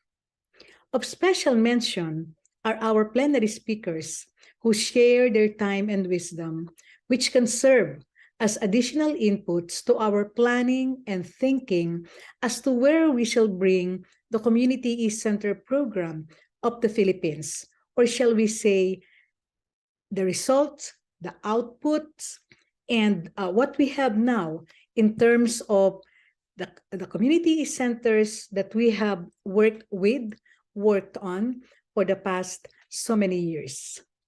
I'm sure those who had been with the PhilCeCNet and had been participating in our KECs of the previous years became or had some nostalgic moments, seeing the old faces and familiar names of KECs and PhilCeCNet now serving as our speakers in our KEC. This triggers a looking back to the years that were, but at the same time, given the new dynamics propelled by the COVID-19 pandemic, could also be read as a signal for the Great Reset. Great Reset of our community eCenters in terms of the critical reflection of the past so that we shape the continued relevance of the existence of the community eCenters. I have mentioned our conference committee chaired by Dr. Richard Amansek and the other members of the PhilCeCNet board, our colleagues and friends from the ICT, thank you and congratulations again for a job well done. Again and again, we were able to prove that not even COVID-19 pandemic could prevent us from continuing that tradition of knowledge sharing and networking among our members, and of course, with the other advocates of ICT for development. To our other colleagues at the PhilCeCNet and other participants of the KEC17, thank you very much for being part of the conference and for further enriching the sharing process. As we continue to transition to the post-COVID-19 era, we also look forward to KEC 18 in 2023 with the hope that the general health situation of the country will be better enough to allow us to have an in-person conference. Meanwhile, we should continue to maximize the affordances of the modern ICTs so we can stay connected, continue planning, coordinating, and even collaborating on some activities. Again, congratulations and thank you for a successful KEC 17. Magandang araw muli, and let's continue to stay safe. Thank you very much, Dr. Vandelaria. Allow us also to thank our participants for staying with us until this point. For our final chance to win raffle prizes, let us have again Sir Glenn for the last raffle draw. Sir Glenn? All right, thank you so much, Ma'am Red. Okay, so this is our last raffle draw. Okay, before that, congratulations for our virtual tour and our Resilience Award.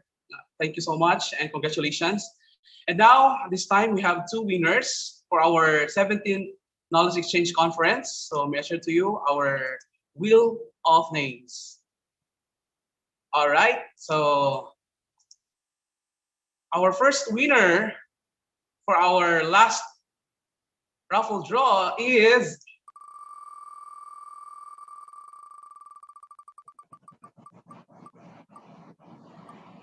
we have Sir Eric Marinas. All right, so andyan po ba si Sir Eric? Okay, so I think andyan siya sa ating Zoom, no? Sa message. And our second winner, we have congratulations to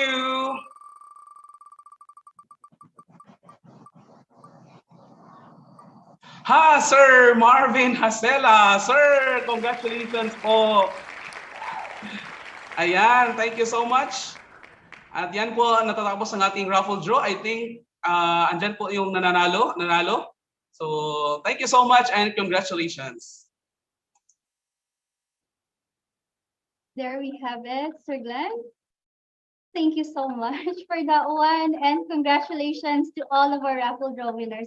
Was really so thrilling. So for claim your prizes, kindly coordinate to our secretariat.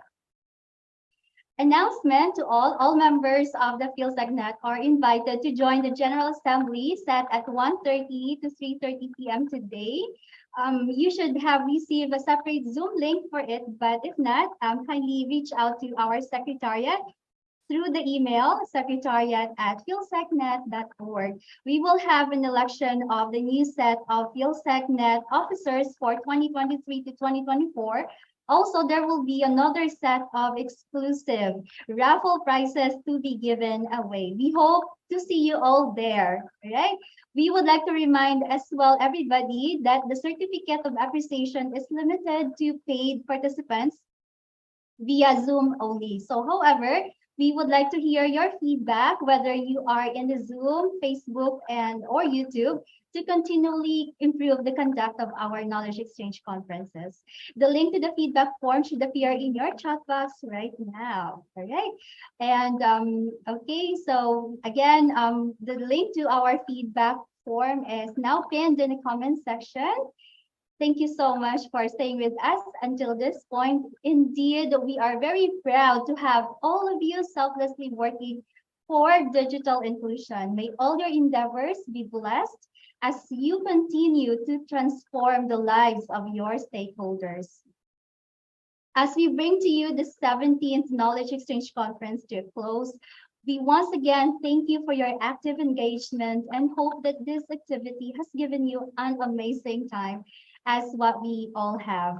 Allow me to thank again our conference partners and sponsors, the DOSTP card, UPOU, QPL, and PLDT Smart, the organizing committee as well, and people behind the KEC17, headed by our conference chair and PhilCeCNet president, Dr. Mel. Kudos to all of you. This is Red again. It has been my pleasure for me to be your host. Keep safe, everyone, and enjoy your weekend.